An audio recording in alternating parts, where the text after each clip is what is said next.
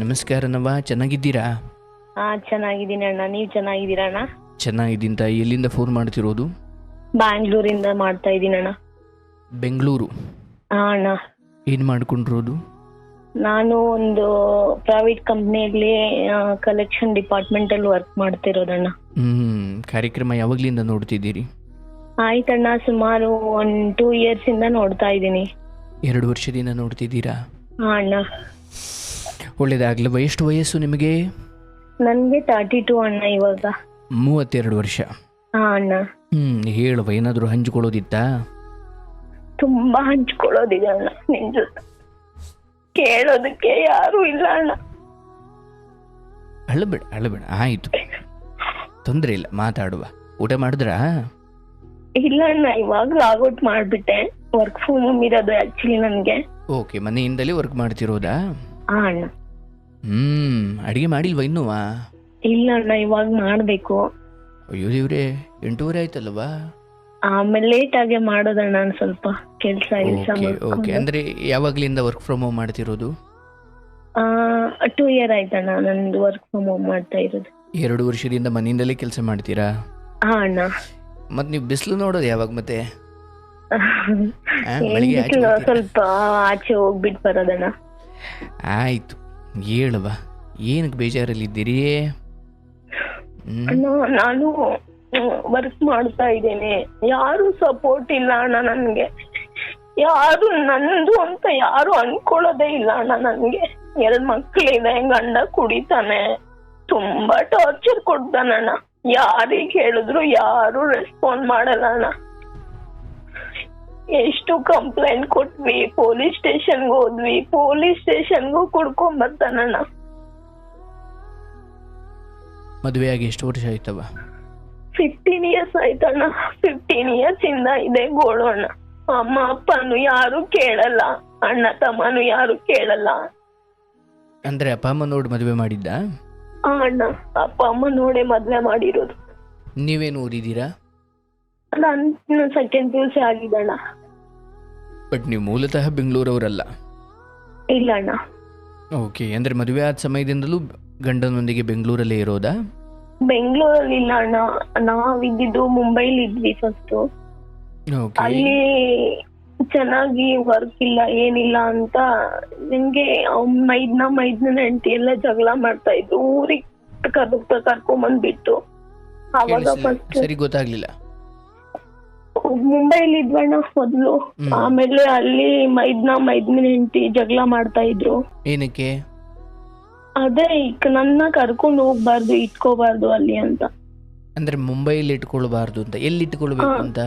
ಊರಲ್ಲಿ ಇರ್ಲಿ ಅಂತ. ಅಂದ್ರೆ ಕರ್ನಾಟಕದಲ್ಲಿ? ನೀವೇನ್ ತೊಂದರೆ ಮಾಡ್ತಿದ್ರಿ ಅವ್ರಿಗೆ? ಅದೇ ಡಿಸ್ಟರ್ಬ್ ಮಾಡೋದು ಆಗುತ್ತೆ ಅಂತ, ಊರಿಗೆ ಡಿಸ್ಟರ್ಬ್ ಆಗುತ್ತೆ ಅಂತ. ಓ, ನೀವಲ್ಲಿ ಡಿಸ್ಟರ್ಬ್ ಅಂತ? ಇಲ್ಲಿ ಊರಲ್ಲಿ ಇದ್ರೆ ಅತ್ತೇನು ಚೆನ್ನಾಗಿ ನೋಡ್ಕೊಂತ ಇರ್ಲಿಲ್ಲ. ಅಲ್ಲಿಗೆ ಹೋದ್ರು ಅವರು ಹಂಗೆ ಮಾಡೋರು. ಫಸ್ಟ್ ಪಾಪುಗೆ ನಿಂತ್ಕೊಂಡ್ಬಿಡ್ತು ಬೇಗ, ಚಿಕ್ಕ ವಯಸ್ಸು. ಎಷ್ಟು ವಯಸ್ಸಿ ಮದುವೆ ಆಗಿದ್ದು? 16 years ಆಯ್ತು ಅಣ್ಣ ನನ್ಗೆ. 16-17 years ಆಗ್ಬಿಡ್ತು. 17 ವರ್ಷಕ್ಕೆ ನಿಮಗೆ ಮದುವೆ ಮಾಡ್ಬಿಟ್ರು? ಹ್ಞೂ ಅಣ್ಣ. ಮತ್ ನೀವು ತಾಯ್ತನ ಪಡ್ಕೊಂಡಿದ್ ಯಾವ ಏಜ್ ಅಲ್ಲಿ? ಮದ್ವೆ ಆಗಿ 1 yearಕ್ಕೆಲ್ಲ ನನ್ಗೆ ಪಾಪು ಆಗ್ಬಿಡ್ತಣ್ಣ. ಅರ್ಥಾತ್ ನೀವೊಂದು 18 ವಯಸ್ಸಿಗೆ ಬರುವಷ್ಟೊತ್ತಿಗೂ ಮಗು ಆಯ್ತು. ಬಟ್ ಆ ಸಮಯದಿಂದಲೂ ಈ ವ್ಯಕ್ತಿ ಹೀಗೆ ಕುಡಿಯೋದಾ ಜಾಸ್ತಿ? ಹೀಗೆ ಕುಡಿಯೋದಣ್ಣ, ಏನೂ ಮಾಡೋದಿಲ್ಲ. ಅವರೆಲ್ಲ ಮನೇಲಿ ಅಂತ ಇದ್ರು, ದುಡ್ಡು ಕೊಡಲ್ಲ ಅಂತ ಆತರ ಮಾತಾಡೋರು. ಊಟ ಕೊಡ್ತಿರ್ಲಿಲ್ಲ ಅಣ್ಣ. ಮತ್ತೆ ನನ್ಗೆ ಪ್ರೆಗ್ನೆಂಟ್ ಇದ್ರು ನೀರ್ ಕುಡ್ಕೊಂಡ್ ಮಲ್ಕೊಂತ ಇದ್ದೆ. ನೆನ್ನೆ ಮಾಡಿರೋ ತಿನ್ನು ಅಂತ ಹೇಳೋದು, ಆತರ ಮಾಡೋದು. ಹುಷಾರಿಲ್ಲ ಅಂದ್ರೆ ತೋರ್ಸೋದಿಲ್ಲ, ಬಟ್ಟೆ ಕೊಡ್ಸೋದಿಲ್ಲ, ಹರ್ದಿರೋದೇ ಹಾಕೊಳ್ಳೋದು. ಅಲ್ಲ, ಈಗ ಒಂದ್ ನಿಮಿಷ, ಈಗ ತಂದೆ ತಾಯಿಗಳು ಹುಡುಕಿದ ಸಂಬಂಧವಾ ಅಥವಾ? ಹೌದಣ್ಣ, ಅವರೇ ಹುಡುಕ್ಬಿಟ್ಟು ಮದ್ವೆ ಮಾಡಿರೋದು. ಅವರು ಸೋದ್ರ ಮೌನ ಮದ್ವೆ ಮಾಡ್ಕೊ ಅಂತ ಅಂದ್ರು. ನನ್ಗಿಷ್ಟ ಇಲ್ಲ, ಅಣ್ಣ ಅನ್ಕೊಂಡ್ ಬಂದಿದ್ದೆ ನಾನು. ಅದಕ್ಕೆ ನಾನ್ ಬೇಡ ಅಂತ ತಿರಸ್ಕಾರ ಮಾಡ್ಬಿಟ್ಟು ಇಲ್ಲಿ ಮದ್ವೆ ಮಾಡ್ಕೊಂಡೆ. ಬಟ್ 16ಕ್ಕೆ ಮಾಡುವ ಅವಸರ ಏನಿತ್ತು? ಆ ಊರಲ್ಲೆಲ್ಲ ಗೊತ್ತಲ್ವಣ್ಣ, ಅಂದ್ರೆ ಮನೇಲಿ ಹೆಣ್ಮಕ್ಳು ಇದ್ರೆ ಬೇಗ ಮದ್ವೆ ಮಾಡ್ಕೊಡೋಣ. ಅವಾಗ ನೀವೇನೋ ತಪ್ಪು ದಾರಿ ಹಿಡಿದು ಬಿಡ್ತೀರಾ ಅಂತ. ಅದೇ ಪ್ರಾಬ್ಲಮ್. ಸೊ ಆ ಕಾರಣಕ್ಕೆ ಇವ್ರಿಗೆ ಮದುವೆ ಮಾಡಿದ್ರು. ಬಟ್ ಇದೇನು ಗೊತ್ತಿರೋ ಸಂಬಂಧವಾ ಅಥವಾ ಹೊರಗಡೆ ಹೌದಾ? ಹೊರಗಡೆ ಸ್ವಲ್ಪ ಗೊತ್ತಿರೋದೇ ಅಣ್ಣ, ಯಾರು ಹೇಳಲೇ ಇಲ್ಲ ಈ ತರ ಇದೆ ಅಂತ. ಬಟ್ ನಿಮಗ್ ಗೊತ್ತಿದ್ಯಾ ಅವಾಗ? ಎಲ್ಲಾರ್ಗೂ ಗೊತ್ತಿತ್ತು ಈ ತರ ಇದಾರೆ, ಅವ್ರ ಮನೇಲಿ ಸರಿ ಇಲ್ಲ, ಜನಗಳು ಸರಿ ಇಲ್ಲ ಅಂತ ಗೊತ್ತು, ಆದ್ರೂ ಯಾರು ಹೇಳಿಲ್ಲ. ಯಾರು ಹೇಳಿಲ್ಲ ಅಂದ್ರೆ ನಿಮ್ ಸಂಬಂಧಿಕರು ಹೇಳಿಲ್ಲ ಅಂತ? ಯಾರು ಸಂಬಂಧಿಕರು ಹೇಳಿಲ್ಲ ಹಿಂಗಿದೆ ಅಂತ. ಚೆನ್ನಾಗಿದೆ ಅಂತ ಎಲ್ಲಾರು ಹೋಗ್ಬಿಟ್ಟು ಮದ್ವೆ ಮಾಡ್ಕೊಟ್ರು. ಆಮೇಲೆ ಎಂಗೇಜ್ಮೆಂಟ್ ಆಯ್ತು. ಆಮೇಲೆ ಯಾರೋ ಬಂದು ಹೇಳಿದ್ರು ನಮ್ಮ ಅಪ್ಪಂಗೆ. ಹೇಳೋದಕ್ಕೆ ಕ್ಯಾನ್ಸಲ್ ಮಾಡೋಣ ಅಂತ ಅನ್ಕೊಂಡ್ರೆ ನಮ್ಮ ಅಪ್ಪ ಎಲ್ಲಾರ ಹತ್ರ ಹೋಗಿ ಮದ್ವೆ ಎಲ್ಲ ಆಗಿದೆ ಅಂತ ಹೇಳಿದೀನಿ, ನನ್ ಮರ್ಯಾದೆ ಹೋಗ್ಬಿಡುತ್ತೆ ಅಂತ. ಅದಕ್ಕೆ ಸುಮ್ನೆ ಸೈಲೆಂಟ್ ಆಗಿ ನಾನ್ ಮದ್ವೆಗೆ ಒಪ್ಕೊಂಡ್ಬಿಟ್ಟೆ ಅಣ್ಣ. ಅಂದ್ರೆ ಎಂಗೇಜ್ಮೆಂಟ್ ಮುಂಚೆ ನಿಮ್ ತಂದೆ ತಾಯಿಗೆ ಇವ್ರಗಳ ಬಗ್ಗೆ ಗೊತ್ತಿರ್ಲಿಲ್ಲ? ಆಮೇಲೆ ಗೊತ್ತಾಯ್ತು. ಅಷ್ಟೊತ್ತಿಗೆ ಮರ್ಯಾದೆ ಪ್ರಶ್ನೆ ಅಂತ ಅದನ್ನ ಹಾಗೆ ಉಳಿಸ್ಕೊಂಡ್ರು ಅಂತ? ಹಾಗೆ ಉಳಿಸ್ಕೊಂಡ್ಬಿಟ್ರು.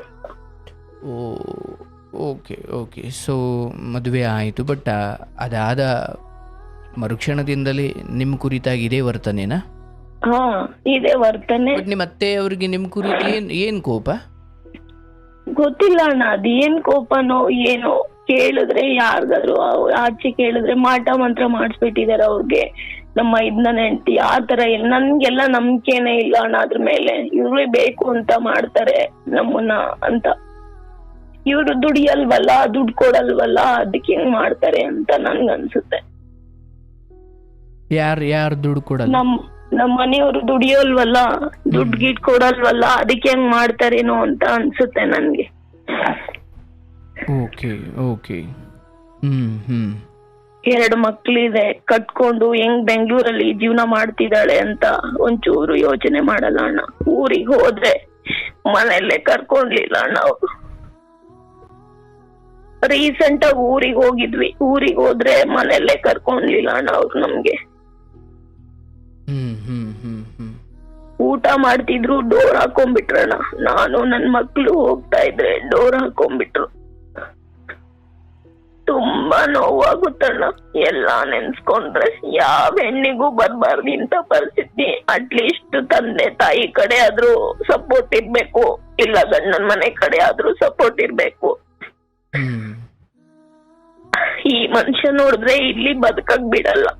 ಹೆವಿ ಟಾರ್ಚರ್ ಅಣ್ಣ. ಹೆಣ್ಮಕ್ಳು ಜೀವನ ಕುಡಿದ್ ಬರೋದು, ಜಗಳ ಮಾಡೋದು.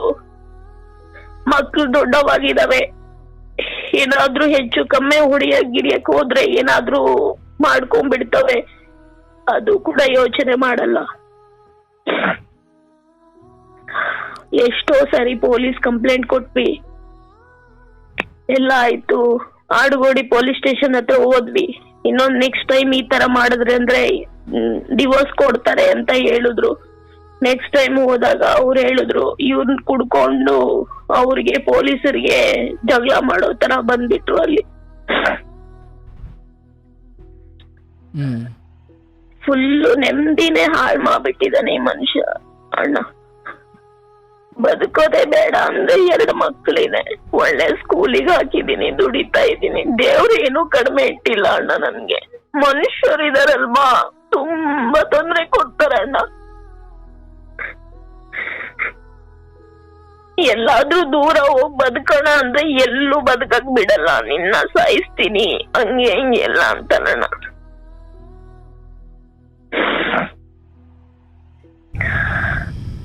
ನಿಮ್ ತಂದೆ ತಾಯಿಗೆ ಹೇಳಿದ್ರೆ ಏನಂತಾರ ಅವರು? ಹೇಳಿದ್ರೆ ಏನಂತಾರಣ್ಣ, ಅವ್ರು ಏನು ಹೇಳಲ್ಲ. ನನ್ಗೆ ಈ ತರ ಟಾರ್ಚರ್ ಆಗ್ತಿದೆ, ನಾನು ಊರಿಗೆ ಬರ್ತೀನಿ, ಅಲ್ಲೇ ಇರ್ತೀನಿ ಅಂದೆ. ನಮ್ಮ ಅಪ್ಪ ಕಾಲೇ ಪಿಕ್ ಮಾಡ್ಲಿಲ್ಲ ಅಣ್ಣ. ನೆಕ್ಸ್ಟ್ ಒಂದ್ ಮಾತು ಮಾತಾಡ್ಲಿಲ್ಲ ಅಣ್ಣ. ಅವ್ರಿಗೆ ಮರ್ಯಾದೆ ಹೋಗುತ್ತಂತೆ ಮಗಳು ಮನೇಲಿ ಇದ್ರೆ.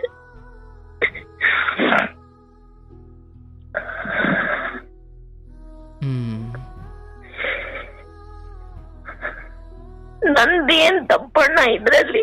ನಾನೇನ್ ತಪ್ಪು ಮಾಡಿದೀನಿ?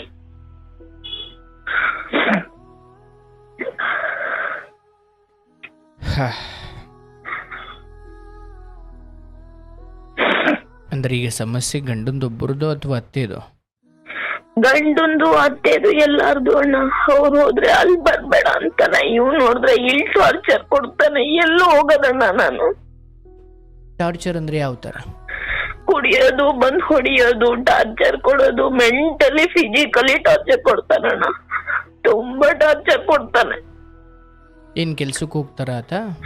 ಕೆಲ್ಸಕ್ಕೆ ಹೋಗ್ತಾನೆ, 2 ದಿನ ಕೆಲ್ಸ ಮಾಡ್ತಾನೆ, ಕುಡಿತಾನೆ, ಫುಲ್ 3-4 ದಿನ ಓಡಾಡ್ತಾನಣ್ಣ.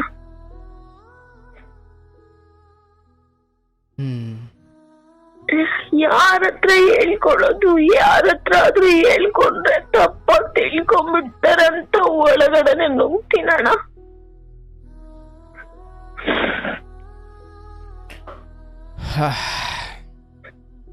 ಯಾರು ಕಷ್ಟ ಅಂದ್ರೆ ಯಾರು ಬರಲ್ಲ ಅಣ್ಣ. ಚೆನ್ನಾಗಿದ್ರೆ ದುಡ್ಡಿದ್ರೆ ಮಾತ್ರ ಎಲ್ಲಾರು ಬರ್ತಾರೆ. ಕಷ್ಟ ಅಂತ ಹೇಳ್ಕೊಂಡ್ರೆ, ಕಷ್ಟ ಇದೆ ಅಂತ ಗೊತ್ತಾದ್ರೆ ಯಾರು ಮುಂದೆ ಬರಲ್ಲ ಅಣ್ಣ. ಒಂದ್ ಹೆಣ್ಮಗಳಿಗೆ ಕಷ್ಟ ಇದೆ ಅಂದ್ರೆ ನಮ್ ಮೇಲೆ ಬಂದ್ಬಿಡುತ್ತೆ ಅಂತ ಯಾರು ಮುಂದೆ ಬರಲ್ಲ ಅಣ್ಣ. ಊರವ್ರು ಇರೋರೆಲ್ಲ, ಅವ್ರಿಗೆ ಜಮೀನಿದೆ ಸ್ವಲ್ಪ, ಊರಲ್ಲಿ ಇರೋರೆಲ್ಲ ಅವ್ರಂತೆ ಮಾತಾಡ್ತಾರಣ್ಣ. ಅತ್ತೆ ಕೊಡ್ಬೇಕು, ಅತ್ತೆ ತಿಂತಾಳೆ ಸಾಯೋವರ್ಗು, ಅವಳಿಗಿರ್ಬೇಕು. ನನಗ್ ಕೊಟ್ಟಿಲ್ಲ ಅಂದ್ರೂ ಪರವಾಗಿಲ್ಲ ಅಣ್ಣ. ನನ್ಗೆ ಚೆನ್ನಾಗ್ ಮಾತಾಡ್ಸ್ಕೊಂಡಿದ್ರೆ, ನಾನಿದೀನಿ ಅಂತ ಹೇಳಿದ್ರೆ ನನಗೆ ಎಷ್ಟು ಖುಷಿ ಆಗ್ತಿತ್ತಣ್ಣ. ಒಂದಿನಾನು ಯಾರು ಅನ್ಲೇ ಇಲ್ಲ ಅಣ್ಣ ನನ್ಗೆ. ನಾನಿದೀನಿ, ನೀನ್ ಕೆಲ್ಸ ಮಾಡ್ಕೊಂಡು ಆರಾಮಾಗಿರು, ಏನೇ ಬಂದ್ರು ನಾನ್ ಫೇಸ್ ಮಾಡ್ತೀನಿ ಅಂತ ನನ್ಗೆ ಯಾರು ಅನ್ಲೇ ಇಲ್ಲ ಅಣ್ಣ.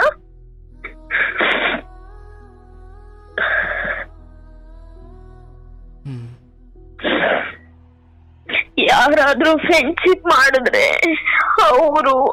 ಅವ್ರಿಗೂ ಮನೆಗ್ ಬರಕ್ ಬಿಡೋದಿಲ್ಲ, ಅವ್ರ ಜೊತೆ ಮಾತಾಡಕ್ ಬಿಡಲ್ಲ, ಅವ್ರನ್ನು ಬೈಯೋದು. ಯಾರಾದ್ರೂ ಕೊಲಿಗ್ ಏನಾದ್ರು ಮಾತಾಡಿದ್ರೆ ಅವ್ರ ಜೊತೆ ಹುಡುಗಿಯರಿಗೂ ಬೈಯೋದು, ಆ ತರ ಮಾಡ್ತಾನಣ್ಣ. ಒಂದ್ ವೇಳೆ ಸತ್ತು ಹೋಗೋಣನೇ ಅನ್ಸುತ್ತೆ ಅಣ್ಣ ನನ್ಗೆ. ನಿಮ್ ಮಕ್ಕಳು ನನ್ ಲೈಫ್ ತರ ಮಕ್ಕಳದಾಗ್ಬಾರ್ದು ಅಂತ ಒಂದೇ ಒಂದ್ ಕಾರಣಕ್ಕೆ ಬದುಕಿದೀನಿ ಅಣ್ಣ ನಾನು ಇಷ್ಟ ದಿನ.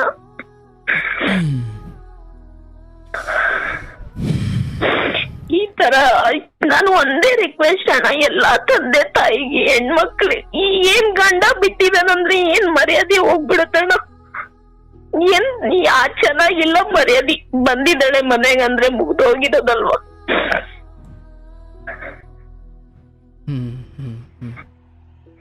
ಸತ್ತೋದ್ರೆ ಸತ್ತೋಗಿದ್ದಾಳೆ ಅನ್ಕೊಂಡಿರ್ತೀವಿ, ಮರ್ಯಾದೆ ಹೋದ್ರೆ ಯಾರಿಗೆ ಹೇಳೋಣ ಅಂತಾರಣ್ಣ. ಅಂದ್ರೆ ಮರ್ಯಾದೆ ಪ್ರಶ್ನೆ ಎಲ್ಲರಿಗೂ ಮರ್ಯಾದೆ ಇಂಪಾರ್ಟೆಂಟ್. ಒಂದ್ ಜೀವದ ಯಾರಿಗೂ ಇಂಪಾರ್ಟೆಂಟ್ ಅಲ್ಲಣ್ಣ. ಮರ್ಯಾದೆ ಬೇಕು ಅವ್ರಿಗೆ, ಮರ್ಯಾದೆ ಇಂಪಾರ್ಟೆಂಟ್ ಅವ್ರಿಗೆ.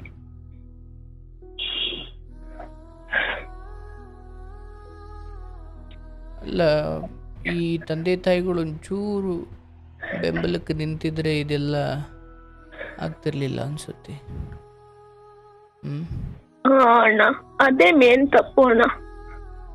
ಅಲ್ಲ, ಈಗ 16 ವರ್ಷಕ್ಕೆ ಮಾಡಿ ಒಂದು ತಪ್ಪು, ಆ್ಯಂಡ್ ಇಂಥವ್ರಿಗೆ ಮಾಡಿ 2ನೇ ತಪ್ಪು, ಆ್ಯಂಡ್ ಹಿಂಗೆ ಆದಾಗ ಫೋನ್ ಎತ್ತದೆ ಆಯಿತು, ಅಲ್ಲಿ ಇರಿಸ್ಕೊಳ್ಳೋದು ಬೇಡ, ಬಟ್ ಏನೋ ಒಂದು ನಾವಿದ್ದೀವಿ ಅನ್ನೋ ಧೈರ್ಯ ತುಂಬಿ, ಅವ್ರ ಅಪ್ಪ ಅಮ್ಮ ಇದ್ದಾರಪ್ಪ, ಅಥವಾ ಅವ್ರ ಕಡೆಯವ್ರು ಇದ್ದಾರಪ್ಪ, ನಾವು ಹಿಂಗೆ ಮಾಡಿದ್ರೆ ಬಿಡಲ್ಲ ನಮ್ಮನ್ನು, ಅಥವಾ ಅವ್ರ ಕಡೆಯವರು ಅವರೇ ಅನ್ನೋ ಭಯ ಈ ಕಡೆ ಬರಲಿಲ್ಲ ಅಂದರೆ ಇವರು ತಮ್ಮ ದೌರ್ಜನ್ಯವನ್ನು ಮುಂದುವರಿಸ್ತಾರಲ್ವ. ಅದೇ ಆಗ್ತಿರೋದಣ್ಣ. ಬಾಯಿಲಿ ಹೇಳ್ತಾನೆ ಅವನು, ನಾನು ನಿನ್ ಯಾರು ಇಲ್ಲ, ನಿನ್ ಯಾರು ದಿಕ್ಕಿಲ್ಲ ಬರಕ್ಕೆ ಅಂತ ಹೇಳ್ತಾನೆ. ಡ್ರಿಂಕ್ಸ್ ಮಾಡ್ತಿದ್ದಾನಂತ ರಿಯಾಬ್ಗೂ ಹಾಕ್ದೆ ಅಣ್ಣ ನಾನು. 3 ತಿಂಗಳು ರಿಯಾಬ್ ಹಾಕಿದ್ರೆ ಊರಲ್ಲೆಲ್ಲ ಅವ್ರ ಅಮ್ಮ ಪೊಲೀಸ್ ಸ್ಟೇಷನ್ ಕಂಪ್ಲೇಂಟ್ ಕೊಟ್ಟು ಪೊಲೀಸ್ ಸ್ಟೇಷನ್ಗೆ ಹಾಕಿದಾಳೆ ಅಂತ ಎಲ್ಲಾ ಕಡೆ ಹೇಳ್ಕೊಂಬಂದ್ರಣ್ಣ. ಯಾರು ಬರ್ಲಿಲ್ಲ ಅಣ್ಣ. ಏನ್ ಆಗಿದೆ ಏನ್ ಆಗಿಲ್ಲ, ನನ್ನ ಅಮ್ಮ ಅಪ್ಪನೂ ಬರ್ಲಿಲ್ಲ ಒಂದಿನಾನು, ಯಾರು ಬಂದ್ ಕೇಳಲಿಲ್ಲ ಏನಾಗಿದೆ ಏನಾಗಿಲ್ಲ, ಏನ್ ಮಾಡ್ತಾ ಇದೀಯಾ ಹಾಕಿದ್ರು, ಹಾಕಿದಾರಂತ ಗೊತ್ತಾದ್ರು ಅವ್ರ ಮಾವ ಬಂದು ನೋಡ್ಕೊಂಡು ಹೋದ್ರು, ಎಲ್ಲಿ ಹಾಕಿದ್ಯಾ ಹೇಳು ಅಂತ. ಕರ್ಕೊಂಡು ಹೋಗ್ಬಿಟ್ಟು ಅವ್ರನ್ನ ರಿಕ್ವೆಸ್ಟ್ ಮಾಡು, ಅವ್ರಿಗೆ ಮೀಟ್ ಮಾಡಿಸ್ದೆ. ಮಾಡಿಸ್ಬಿಟ್ ಮೇಲೂ ಆಮೇಲೆ ಏನ್ ಆಗಿದೆ ಏನಾಗಿಲ್ಲ ಯಾರು ಕೇಳಿಲ್ಲ ಅಣ್ಣ. ಅವ್ರ ತಂಗಿ ಫೋನ್ ಮಾಡಿ ಬ್ಯಾಡ್ ವರ್ಡ್ಸಲ್ಲೆಲ್ಲ ಬೈದ್ಬಿಟ್ಲಣ್ಣ ನಮಗೆ. ಅಂದ್ರೆ ಸೇರಿಸಿದ್ಕ ಅಣ್ಣ? ಅಂದ್ರೆ ರಿಹ್ಯಾಬ್ ಸೇರಿಸಿದ್ಕ? ಹಾ, ಸೇರ್ಸಿದಕ್ಕೆ. ಅಂದ್ರೆ ಅವ್ರ ದೃಷ್ಟಿಲಿ ನೀವು ಸೇರಿಸಬಾರ್ದಿತ್ತು ಅಂತನ? ಹಾ ಹೌದು, ನಾನ್ ಕೆಟ್ಟದ್ ಮಾಡ್ತಾ ಇದೀನಿ. ಅವ್ರ ಮಾವ ಬಂದ್ಮೇಲೆ ನೋಡ್ಕೊಂಡು ಹೋದ್ಮೇಲೆ ಅವ್ರು ಹೇಳಿದ್ರಂತೆ ಈ ತರ ಟ್ರೀಟ್ಮೆಂಟ್ ಕೊಡಿಸ್ತಾ ಇದ್ದಾಳೆ, ಬಿಡ್ಲಿ ಕುಡಿಯೋದು ಅಂತ. ದುಡ್ಡು ಕೊಟ್ಟು ಹಾಕ್ಸಿರೋದು ಅವಳು, ಯಾರು ₹1 ಕೊಟ್ಟಿಲ್ಲ ಅಂತ ಹೋಗಿ ಹೇಳಿದಕ್ಕೆ ಸ್ವಲ್ಪ ಸೈಲೆಂಟ್ ಆದ್ರು.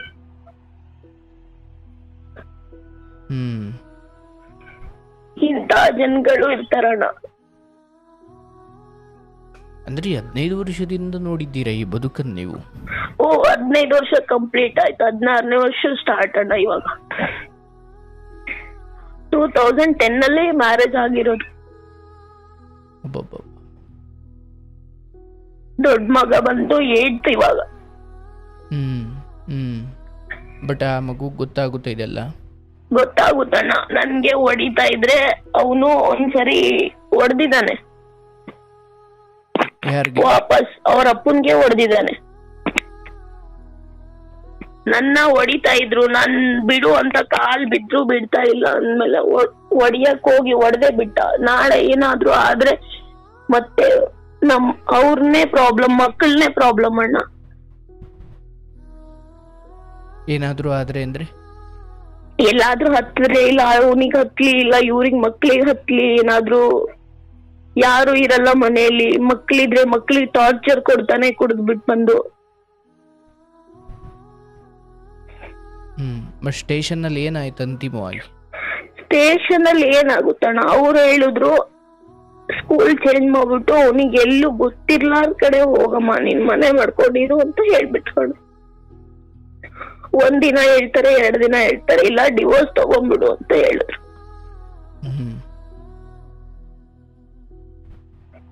ನೈಟ್ ಎಲ್ಲ ಮಲ್ಗಕ್ ಬಿಡಲ್ಲ, ನೆಮ್ಮದಿನೇ ಇಲ್ಲ. ನೆಮ್ಮದಿಲಿಂದ ಮಲ್ಕೊಂಡಿದೀವ ಅಂತ ಈ ದಿನನೇ ಇಲ್ಲ ಅಣ್ಣ ನನ್ಗೆ. ಇವತ್ ಮಲ್ಕೊಂಡಿದೀನಿ, ನೈಟ್ 9 ಗಂಟೆಗೆ ಮಲ್ಕೊಂಡೆ, ಮಾರ್ನಿಂಗ್ 6 ಗಂಟೆಗೆ ಲೈಫ್ ಅಲ್ಲೇ ಇಲ್ಲ ಅಣ್ಣ. ನೈಟ್ ಎಲ್ಲ ನಿದ್ದೆನೆ ಬರಲ್ಲ ಅಣ್ಣ ಟೆನ್ಷನ್ಗೆ.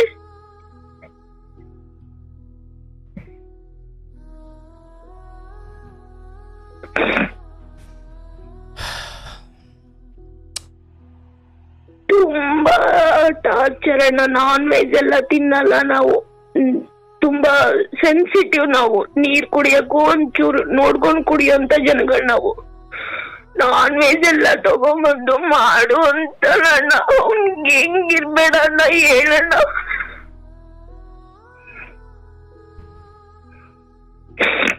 ಅಂದ್ರೆ ಅವರು ನಾನ್ ವೆಜ್ ತಿಂದೇ ಇರುವಂತ ವರ್ಗನೆಯಾ ಅಥವಾ? ಇಲ್ಲ ಅಣ್ಣ, ನಮ್ಗೆ ಅಷ್ಟೇ. ಅವ್ರು ನಾನ್ ವೆಜ್ ಹೊರಗಡೆ ಹೋಗಿ ತಿನ್ಕೊಂಡು ಉಣ್ಕೊಂಡ್ ಬಂದು ರೂಢಿ ಮಾಡ್ಕೊಂಡಿರೋದು. ಅವರು ನಂಬಿಕೆ ಅಷ್ಟೇನಾ? ಅಣ್ಣ ನಂಬಿಕೆ ಅಷ್ಟೇ.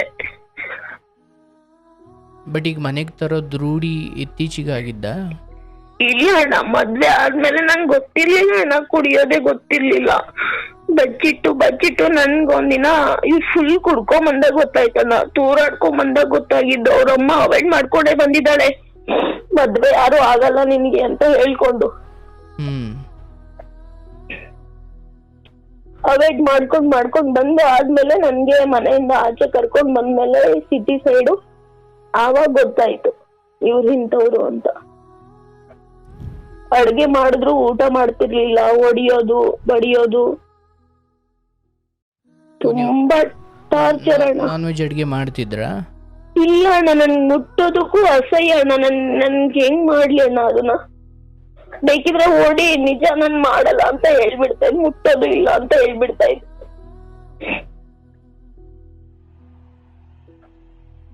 ವಿಷ ತಂದ್ಕೊಡು, ಸತ್ತೋಗ್ತೀನಿ, ನನ್ ಮುಟ್ಟಲ್ಲ ಅಂತ ಹೇಳ್ತಿದ್ದೇನು.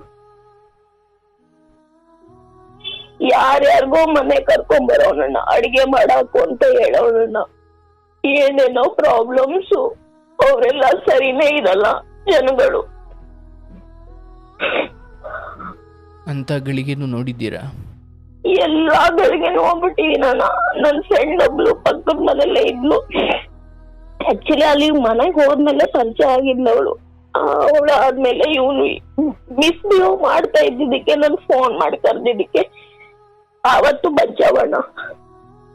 ಆಮೇಲೆ ಪೊಲೀಸ್ ಸ್ಟೇಷನ್ ಅಲ್ಲಿ ಹೋಗಿ ಕಂಪ್ಲೇಂಟ್ ಕೊಟ್ಟು ಈ ತರ ಎಲ್ಲ ಮಾಡ್ತಾನೆ ಅಂತ ಅಂದಿದ್ದಕ್ಕೆ ಆವಾಗಿಂದ ಅವಾಯ್ಡ್ ಆಯ್ತು ಅದು. ಅಂದ್ರೆ ಬೇರೆಯವ್ರನ್ನ ಕರ್ಕೊಂಡು ಬರೋದು. ಹಾ.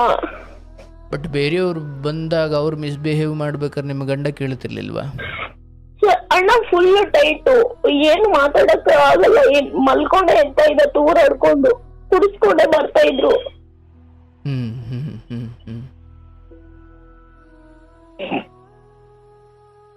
ಇಂಥ ಜೀವನ ಯಾ ಹೆಣ್ಣಿಗೂ ಇರ್ಬಾರ್ದಣ್ಣ. ತಂದೆ ತಾಯಿ ಯಾರು ಕೇಳಿಸ್ಕೊಂತಾರಲ್ವಾ ಈ ವಿಡಿಯೋನ, ತಂದೆ ತಾಯಿನ ಮಕ್ಕಳನ್ನ ಪರವಾಗಿಲ್ಲ, ಗಂಡ ಇಲ್ಲ ಅಂದ್ರೂ ಪರವಾಗಿಲ್ಲ ಅಣ್ಣ. ನನ್ಗೆ ಯಾರ್ದಾದ್ರು ಮದ್ವೆ ಕರೆದ್ರೆ, ಯಾರ್ದಾದ್ರು ಮದ್ವೆ ಆಗುತ್ತೆ ಅಂದ್ರೆ ನನಗ್ ಭಯ ಆಗುತ್ತಣ್ಣ. ಹೆಂಗಿರ್ತಾರೋ ಅಂತ ನನ್ಗೊಂಥರ ಒಳೊಳಗೆ ಭಯ ಅಣ್ಣ. ಇಂಥವ್ರಿಂದ ಏನ್ ಮಾಡೋದು ಅಂತ.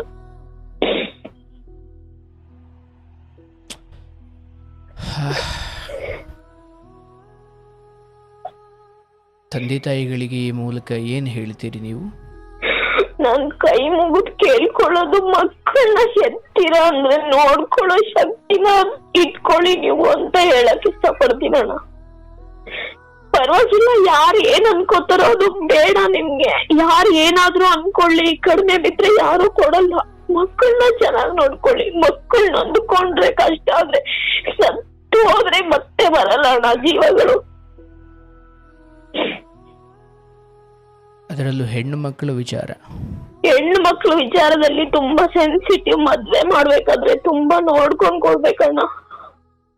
ಯಾರ್ಯಾರಿಗೋ ತಗೊಂಡೋಗಿ ಕಷ್ಟಪಟ್ಟು ಸಾಕಿ ಸಲ್ವಿ ತಗೊಂಡೋಗಿ ಯಾರ್ಯಾರಿಗೋ ಮನೆ ಕೊಟ್ಬಿಟ್ ಬಂದ್ರೆ ಹೆಂಗಿದಾರೆ ಹೆಂಗಿಲ್ಲ, ಅವ್ರನ್ನ ಹೆಂಗ್ ನೋಡ್ಕೊಂತಿದಾರೆ, ಅದೆಲ್ಲ ಅಬ್ಸರ್ವೇಷನ್ ಇರ್ಲೇಬೇಕಣ್ಣ. ಪರವಾಗಿಲ್ಲ, ಗಂಡ ಇಲ್ಲ ಅಂದ್ರೂ ಪರವಾಗಿಲ್ಲ ಅಣ್ಣ. ಹೆಂಗೋ ದುಡ್ಕೊಂಡ್ ತಿನ್ಕೊಂಡ್ ಬದುಕೋಬಹುದು. ಇಲ್ಲ ನಿಮ್ಗೆ ಇಷ್ಟ ಇಲ್ಲ ಅಂದ್ರೆ ನಿನ್ ಪಾಡಿಗೆ ನೀನ್ ಹೋಗಮ್ಮ, ದುಡ್ಕೊಂಡ್ ತಿನ್ಕೊಂಡು ಹೋಗಿ ಎಲ್ಲಾದ್ರೂ ಬದುಕು ಹೋಗಂತ ಬಿಟ್ಬಿಡ್ಬೇಕಣ್ಣ. ಇಂಥ ಕಷ್ಟದಲ್ಲಿ ನಮ್ ಮರ್ಯಾದೆ ಹೋಗುತ್ತೆ, ನೀನ್ ಅಲ್ಲೇ ಇರು ಅಂತ ಯಾ ಹೆಣ್ಣಿಗೂ ಹೇಳ್ಬಾರ್ದಣ್ಣ. ಅಂದ್ರೆ ಮರ್ಯಾದೆಗೋಸ್ಕರ ಮಗಳ ಬದುಕಿ ಅಂತ್ಯವಾಗ್ತಿದೆ ಎಂದಾಗಲೂ ಪರವಾಗಿಲ್ಲ, ಸಾಯಲಿ, ನಮಗೆ ಮರ್ಯಾದೆ ಮುಖ್ಯ ಅನ್ನೋ ಮನಸ್ಥಿತಿಗಳಿದ್ದಾವಲ್ಲ, ಅಮಾನವೀಯ ಅದು. ಇವನ್ ತೀರಾ ಏನೂ ಗತಿ ಇಲ್ಲದ ಬಡ ಕೂಡ ತನ್ನ ಮಗಳ ಕುರಿತಾಗಿ, ತನ್ನೊಳಗಡೆ ಮಗಳ ಕುರಿತಾದ ಸಿರಿವಂತಿಕೆಗೆ ಹೊರಗಿನ ಸಿರಿವಂತಿಕೆ ಅವಶ್ಯಕತೆ ಇಲ್ಲ. ತನ್ನ ಮಗಳನ್ನು ಕಾಪಾಡಿಕೊಳ್ಳೋ ವಿಚಾರ ಅಥವಾ ತನ್ನ ಮಗಳ ಕುರಿತಾಗಿ ಅವಳ ಕಷ್ಟಕ್ಕೆ ಸ್ಪಂದಿಸ್ಲಿಕ್ಕೆ ಹೊರಗಡೆ ಬಂಗ್ಲೆ ತೋಟನೇ ಹೊಂದಿರಬೇಕು ಅಂತ ಏನಿಲ್ಲ. ಒಬ್ಬ ಭಿಕ್ಷುಕ ತಂದೆ ಕೂಡ ತನ್ನ ಮಗಳಿಗೆ ಇಂಥ ಸಮಯದಲ್ಲಿ ಜೊತೆ ನಿಲ್ತಾನಲ್ವಾ? ಜೊತೆ ನಿಲ್ತಾರಣ್ಣ. ನನ್ ತಾಯಿ ತಂದೆ ನಿಲ್ಲಿಲ್ಲ ಅಣ್ಣ, ಯಾವ್ದಕ್ಕೂ ನಿಲ್ಲಿಲ್ಲ ಅಣ್ಣ. ನಾನು ಒಬ್ಳೆ ಫೇಸ್ ಮಾಡ್ಕೊಂಡ್ ಬಂದಿದ್ದೀನಣ್ಣ. ಇವಾಗ ಮಾತೇ ಆಡಲ್ಲ ಅಣ್ಣ. ಅವ್ರ ಪ್ರಾಬ್ಲಮ್ ಅಂದ್ರೆ ಇದೇ ಹೇಳ್ತಾಳಂತ ಕಾಲೇ ಮಾಡಲ್ಲ ಅಣ್ಣ. ನೋಡುವ, ಇಲ್ಲಿ ಅರ್ಥ ಮಾಡಿಕೊಳ್ಬೇಕು, ಈ ಗಂಡನ ವಿಚಾರ ಅಂತ ಅಲ್ಲ. ನಾಳೆ ನಿನ್ನ ಮಕ್ಕಳಿಗಾದರೂ ನೀನು ಇದೇ ಪಾಠವನ್ನು ಹೇಳಬೇಕು. ನಮ್ಮ ಹಿಂದೆ ಅಂಥದ್ದೊಂದು ದೊಡ್ಡ ಹಿನ್ನೆಲೆ ಇಲ್ಲ, ಬೆಂಬಲ ಇಲ್ಲ, ನಮ್ಮ ಹಿಂದೆ ಯಾರೂ ಇಲ್ಲ ಅಂದಾಗ ಬೀದಿಲೋಗೋರು ಕೂಡ ಅಥವಾ ಎಂಥ ನೀಚರು, ಎಂಥ ಅಯೋಗ್ಯರು ಕೂಡ ನಿಮ್ಮೊಂದಿಗೆ ತುಂಬ ಅನ್ಯಾಯವಾಗಿ ನಡ್ಕೊಳ್ಳೋಕೆ ಶುರು ಮಾಡ್ತಾರೆ. ಆ ಅನ್ಯಾಯವಾಗಿ ನಡ್ಕೊಳ್ಳಿಕ್ಕೆ ಅವ್ರಿಗೆ ಧೈರ್ಯ ಕೊಟ್ಟಿದ್ದೇನೆಂದರೆ ನಿಮ್ಮ ಹಿಂದೆ ಯಾರು ಇಲ್ಲ ಅನ್ನೋದು. ಅದು ನಿಮ್ಮ ವಿಚಾರ ಅಂತ ಅಲ್ಲ, ನನ್ನ ವಿಚಾರ ಬಂದರು ಅಥವಾ ಎಲ್ಲರ ವಿಚಾರ ಬಂದರು, ನಾಳೆ ನಿಮ್ಮ ಮಕ್ಕಳು ವಿಚಾರ ಬಂದಾಗಲೂ ಇವ್ರು ಯಾರ ಮಕ್ಕಳು, ಇವ್ರ ಹಿಂದೆ ಯಾರಿದ್ದಾರೆ, ಇವ್ರಿಗೆ ಏನಿದೆ, ಎತ್ತ ಇದೆ, ಇವ್ರ ಹಿಂದೆ ಕತೆ ಏನು, ಇದೆಲ್ಲ ಇವ್ರಿಗೆ ಯಾರೂ ಇಲ್ಲ ಅಂತ ಗೊತ್ತಾದಾಗ ಏನು ಶೂ ಕ್ಲೀನ್ ಮಾಡಿಸ್ಕೊಳ್ತಾರೆ.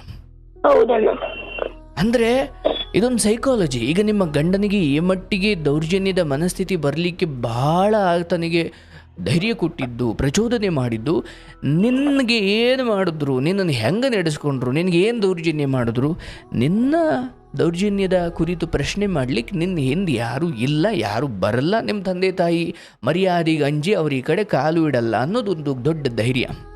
ಆ್ಯಂಡ್ ಅದನ್ನು ಮೀರಿ ನೀವು ಒಂದು ಹೆಣ್ಮಗಳಾಗಿ ಇವೆಲ್ಲವನ್ನ ಮೀರಿ ಧಿಕ್ಕರಿಸಿ ನನಗೆ ಯಾರು ಬೇಡ, ನಾನು ಸತ್ರ ಸಾಯ್ತೀನಿ, ಬದುಕಿದ್ರೆ ಬದುಕ್ತೀನಿ ಅಂತ ಬಿಟ್ಟು ಹೋಗೋ ಅಂಥ ಏನು ಸಡನ್ನಾಗಿ ಮಕ್ಕಳನ್ನೂ ತ್ಯಜಿಸಿ ನನಗೆ ಇದು ಯಾವುದೂ ಬೇಡ ಅಂತ ಇಲ್ಲಿ ಎಲ್ಲದರಿಂದ ಬಿಡಿಸ್ಕೊಂಡು ಹೋಗುವಂಥ ಸಂಸ್ಕಾರಹೀನಳು ನೀನಲ್ಲ ಅಂತ ಆತನಿಗೆ ಇನ್ನೊಂದು ಧೈರ್ಯ. ಅಣ್ಣ ಅದೇ ಮೇನಣ್ಣ, ಇವಳು ಏನಾದ್ರೂ ಬಿಟ್ಟು ಹೋಗಲ್ಲ, ಮಕ್ಕಳ ಲೈಫ್ ನ ನೋಡ್ತಾ ಇದ್ದಾಳೆ, ಒಳ್ಳೆ ಸ್ಕೂಲಿಗೆ ಹಾಕಿದ್ದಾಳೆ, ದುಡಿತಾ ಇದ್ದಾಳೆ. ಮೇನ್ ಅದೇ ಪ್ಲಸ್ ಪಾಯಿಂಟ್ ಆಗ್ಬಿಟ್ಟಿದೆ ಅಣ್ಣ ಎಲ್ಲಾರ್ಗು. ನನ್ಗೆ ಅರ್ಥನೇ ಮಾಡ್ಕೊಂಡ್ಲಿಲ್ಲ ಅಣ್ಣ, ಯಾರು ಅರ್ಥನೇ ಇವತ್ವರೆಗೂ ಅರ್ಥ ಮಾಡ್ಕೊಂಡ್ಲಿಲ್ಲ ಅಣ್ಣ. ನಾನ್ ಹೆಂಗಂದ್ರೆ ಸ್ವಲ್ಪ ಒಳಗಡೆ ನೊಂದ್ಕೊಂಡ್ರು ಹೊರಗಡೆ ಜೋರಾಗಿದ್ದೀನಂತ ಆತರ ತೋರಿಸ್ಬಿಡ್ತೀನಿ ಅಣ್ಣ. ಒಳಗಡೆ ಭಯ ಇರುತ್ತೆ, ಬಟ್ ಹೊರಗಡೆ ತೋರ್ಸ್ಕೊಳಕ್ಕೆ ನಾನ್ ಸ್ವಲ್ಪ ಜೋರಾಗಿದ್ದೀನಿ, ಯಾರು ನನ್ನ ಈ ಕಡೆ ನೋಡ್ಕೋಬಾರ್ದು, ತಿರುಗಿ ನೋಡ್ಬಾರ್ದು ಅನ್ನೋ ಲೆವೆಲ್ ಅಲ್ಲಿ ಇರ್ತೀನಿ ನಾನು. ಸ್ವಲ್ಪ ಡೀಸೆಂಟ್ ಆಗಿ ಯಾರು ಏನಾದ್ರು ಅಂದ್ರೆ ರಿಟರ್ನ್ ಅಲ್ಲೇ ಕೊಟ್ಬಿಟ್ಟು ಬರ್ತಾ ಇರ್ತೀನಿ, ಯಾರ ಕೈಲೂ ಏನೋ ಅನ್ಸ್ಕೊಳಲ್ಲ. ಬಟ್ ನಿಮ್ ದುಡಿಮೆ ಹಣವನ್ನು ಕೂಡ ಅವ್ರಿಗೆ ಕೊಡ್ತೀರಾ? ಇಲ್ಲ ಅಣ್ಣ, ನಾನ್ ಕೊಡಲ್ಲ. ನನ್ ಮಕ್ಳದು ನಾನ್ ಮನೆಗ್ ನೋಡ್ಕೊಂತೀನಿ, ಅವ್ರಿಗೆ ಏನೇ ₹1 ಕೊಡಲ್ಲ. ಅದೇ ಪ್ರಾಬ್ಲಮ್ ಇವಾಗ. ಕೊಡ್ಬೇಕಂತೆ ಅವ್ರಿಗೆ, ನಾನ್ ಮಾಡಿರೋದ್ ಲೆಕ್ಕ ಕೊಡ್ಬೇಕಂತೆ, ಏನೇನ್ ಮಾಡ್ದೆ ಏನೇನಿಲ್ಲ ಅದೆಲ್ಲ ಕೊಡ್ಬೇಕಂತೆ. ಬಟ್ ನೀವು ಅದ್ರ ಕುರಿತು ತುಂಬಾ ಖಚಿತವಾಗಿದ್ದೀರಿ, ನಾನು ಕೊಡಲ್ಲ ಅಂತ? ಕೊಡಲ್ಲ. ನೀನ್ ಏನೇ ಮಾಡಿದ್ರು ಕೊಡಲ್ಲ.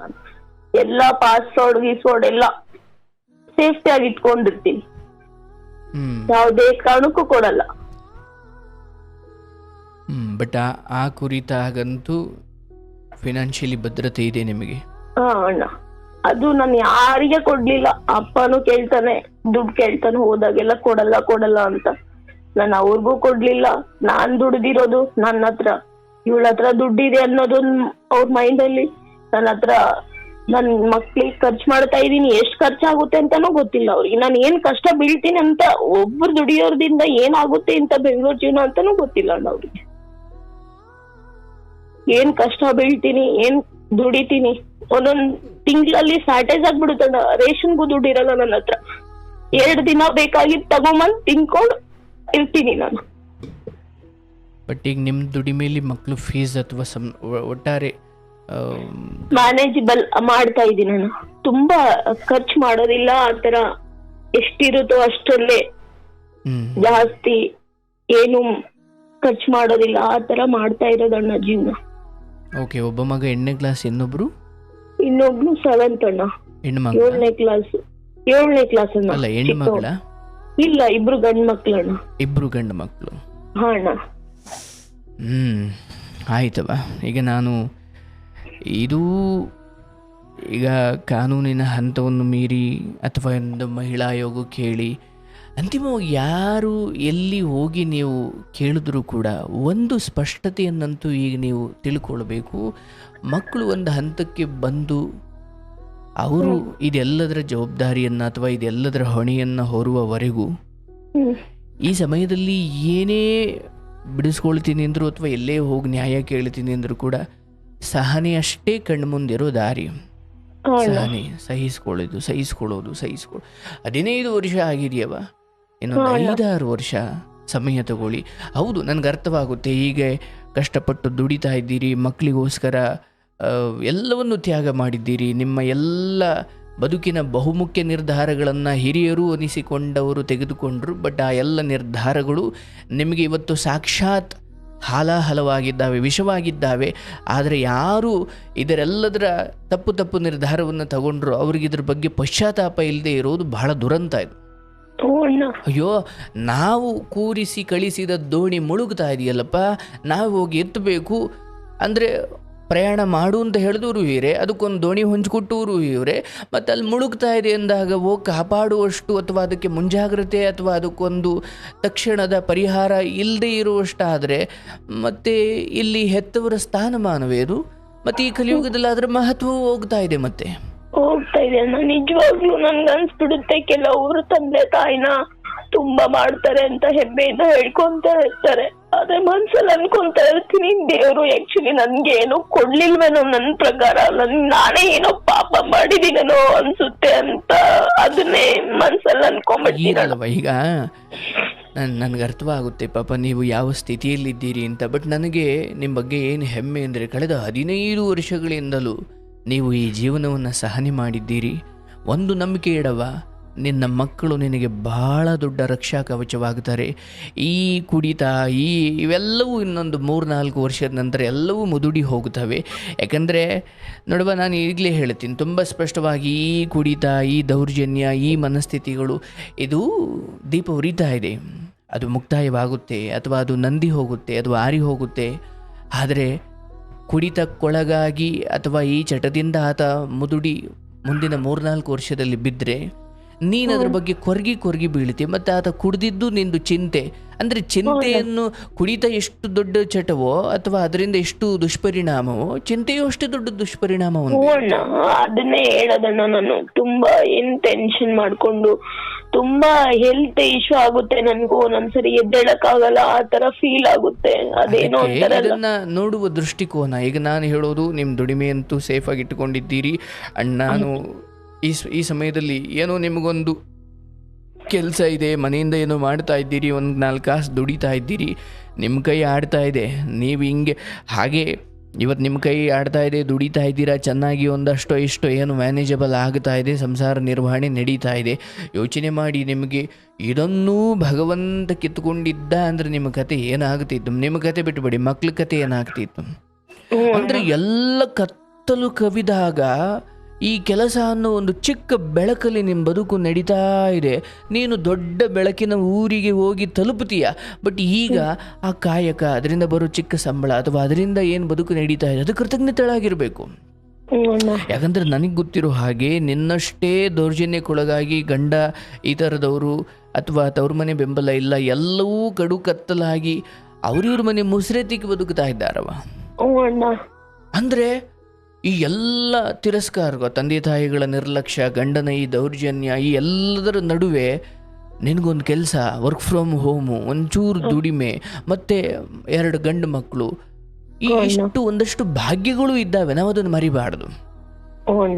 ಯಾಕಂದರೆ ಬಹುಶಃ ಮುಂದಿನ ಒಂದು 5 ವರ್ಷದ ನಂತರದ ನಿನ್ನ ಬದುಕು, ನಿನ್ನ ಜೀವನ ಮತ್ತು ನಿನಗೆ ಬರೋ ಬಲ, ಶಕ್ತಿ, ಧೈರ್ಯ ಮತ್ತು ಮಕ್ಕಳು ದೊಡ್ಡವರಾಗ್ತಾ ಈ ಎಲ್ಲವೂ ಇವತ್ತಿನ ಆತಂಕ, ಭಯ, ದುಗುಡ ಇವೆಲ್ಲವೂ ಮುಳುಗು ಹೋಗುತ್ತೆ. ಬಟ್ ನಾನು ಆ ಸಮಯಕ್ಕೆ ಕಾಯಬೇಕು. ಇದನ್ನು ಮೀರಿ ನಾನು ಇದನ್ನು ಅಲ್ಲಿ ಹೇಳಿದೆ, ಇಲ್ಲಿ ಹೇಳಿದೆ, ಅದು ಹೇಳಿದೆ, ಇಲ್ಲಿ ಹೇಳಿದೆ, ಎಲ್ಲಿ ಹೇಳಿದ್ರೂ ಕೂಡ ಈಗ ಮಕ್ಕಳು ದೊಡ್ಡವರಾಗಿದ್ದಾವೆ, ಬಿಟ್ಟು ಇನ್ನೆಲ್ಲೋ ಹೋಗಿ ಇನ್ನೇನೋ ಜೀವನ ಮಾಡ್ಲಿಕ್ಕೆ ಆಗಲ್ಲ.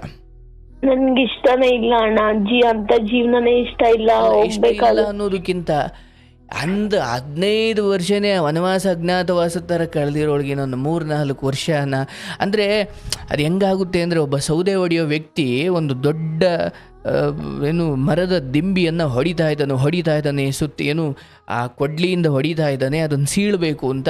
ಆದರೆ ಆ ದಿಂಬಿ ಸೀಳಲಿಕ್ಕೆ ಅಥವಾ ಅದು 2 ಹೋಳಾಗಲಿಕ್ಕೆ 10 ಏಟುಗಳ ಅಗತ್ಯ ಇತ್ತು. ಆದರೆ ಅವನು 8 ಏಟನ್ನು ಜೋರಾಗಿ ಹಾಕಿದ.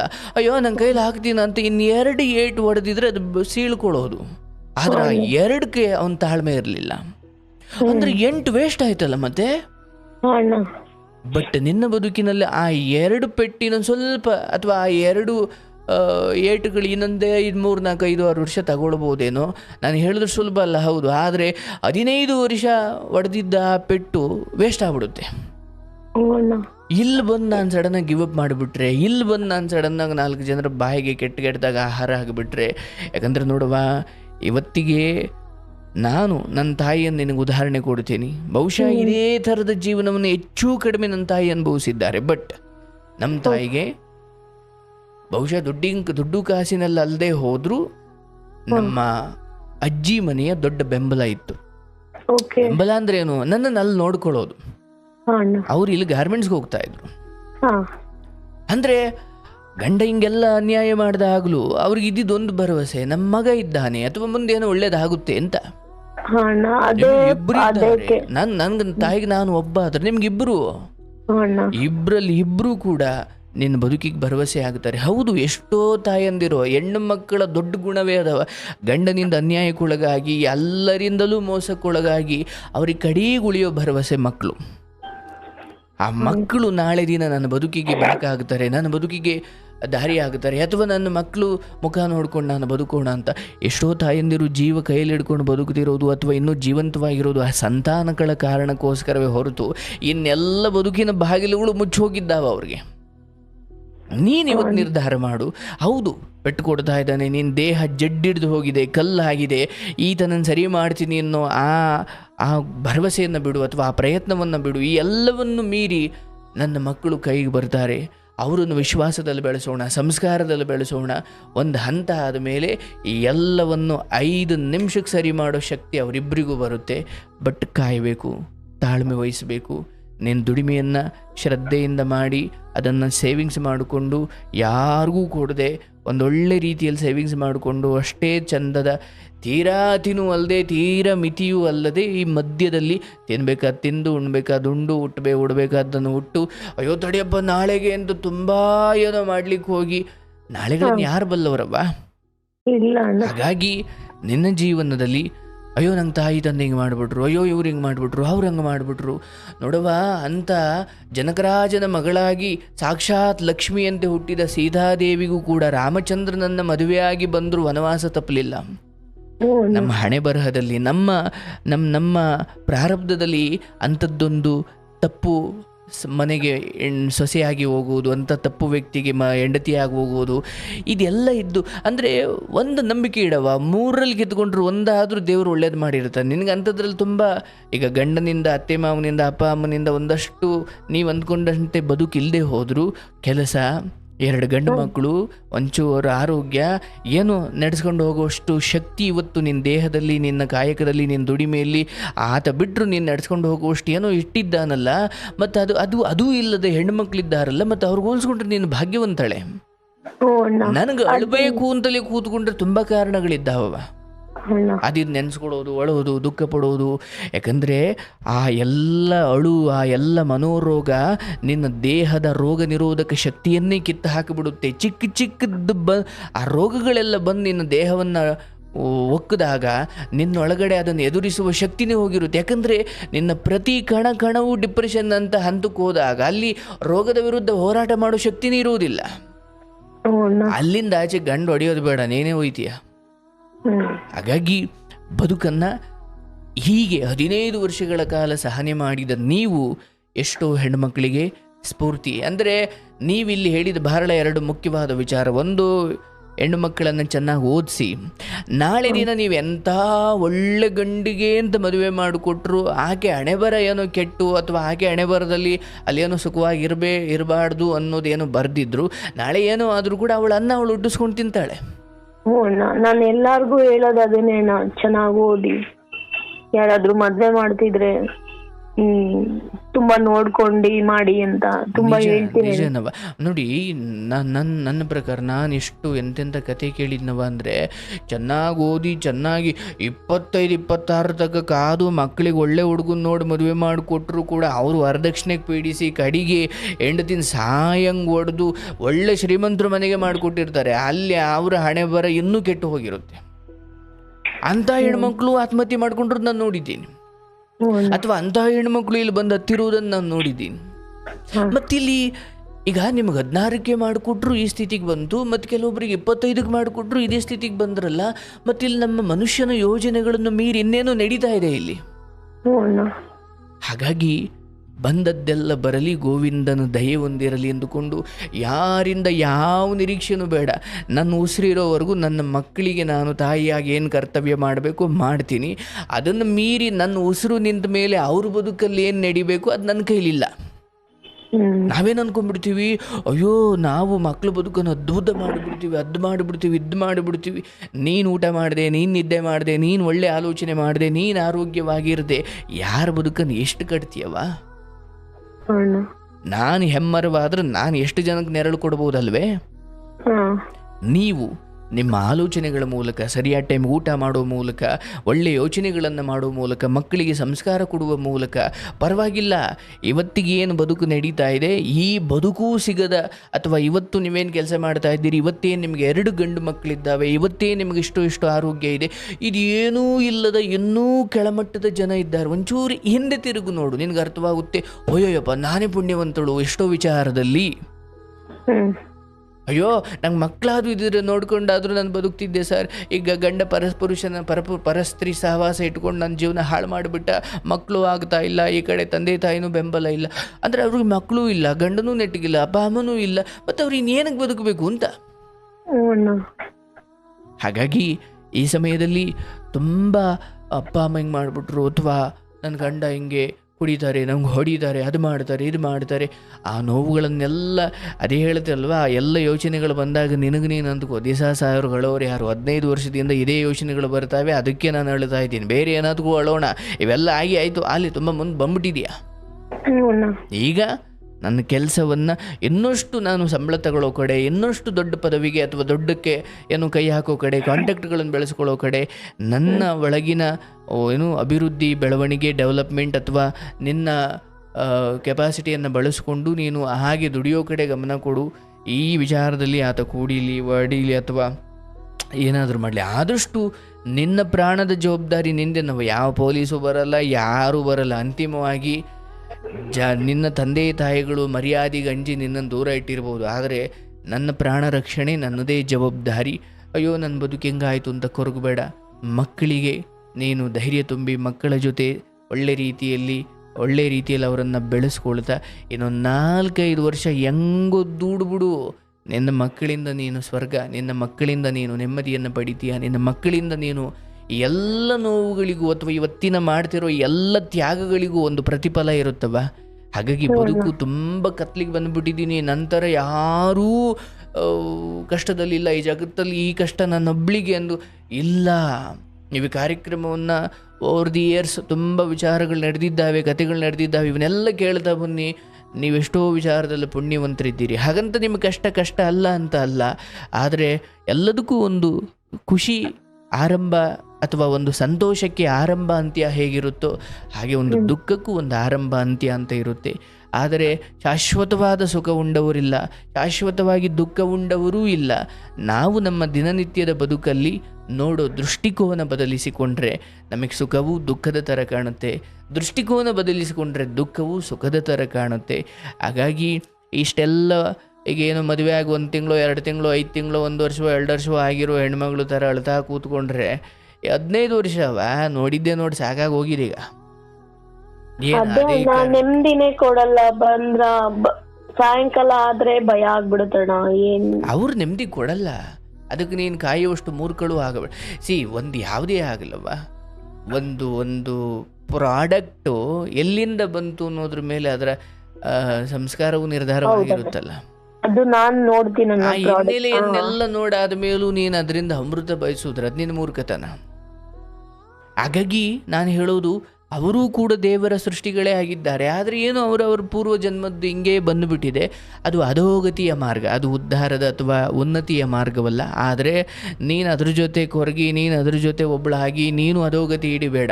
ಈ ಜನ್ಮ ಸಿಕ್ಕಿರೋದು ಬರೀ ಅದು ಇಂದ್ರಿಯ ಸುಖಗಳು ಅಥವಾ ಅವ್ರು ನಮ್ಮ ಜೊತೆ ಚೆನ್ನಾಗಿರಬೇಕು, ಇವ್ರು ನಮ್ಮ ಕಷ್ಟಕ್ಕೆ ಮರಗಬೇಕು, ಇವರೆಲ್ಲ ಹಿಂಗೆ ನೋಡಬೇಕು ಇವರೆಲ್ಲ ನನ್ನನ್ನು ಈ ಥರ ಕಷ್ಟಕ್ಕೆ ಸ್ಪಂದಿಸ್ಬೇಕು.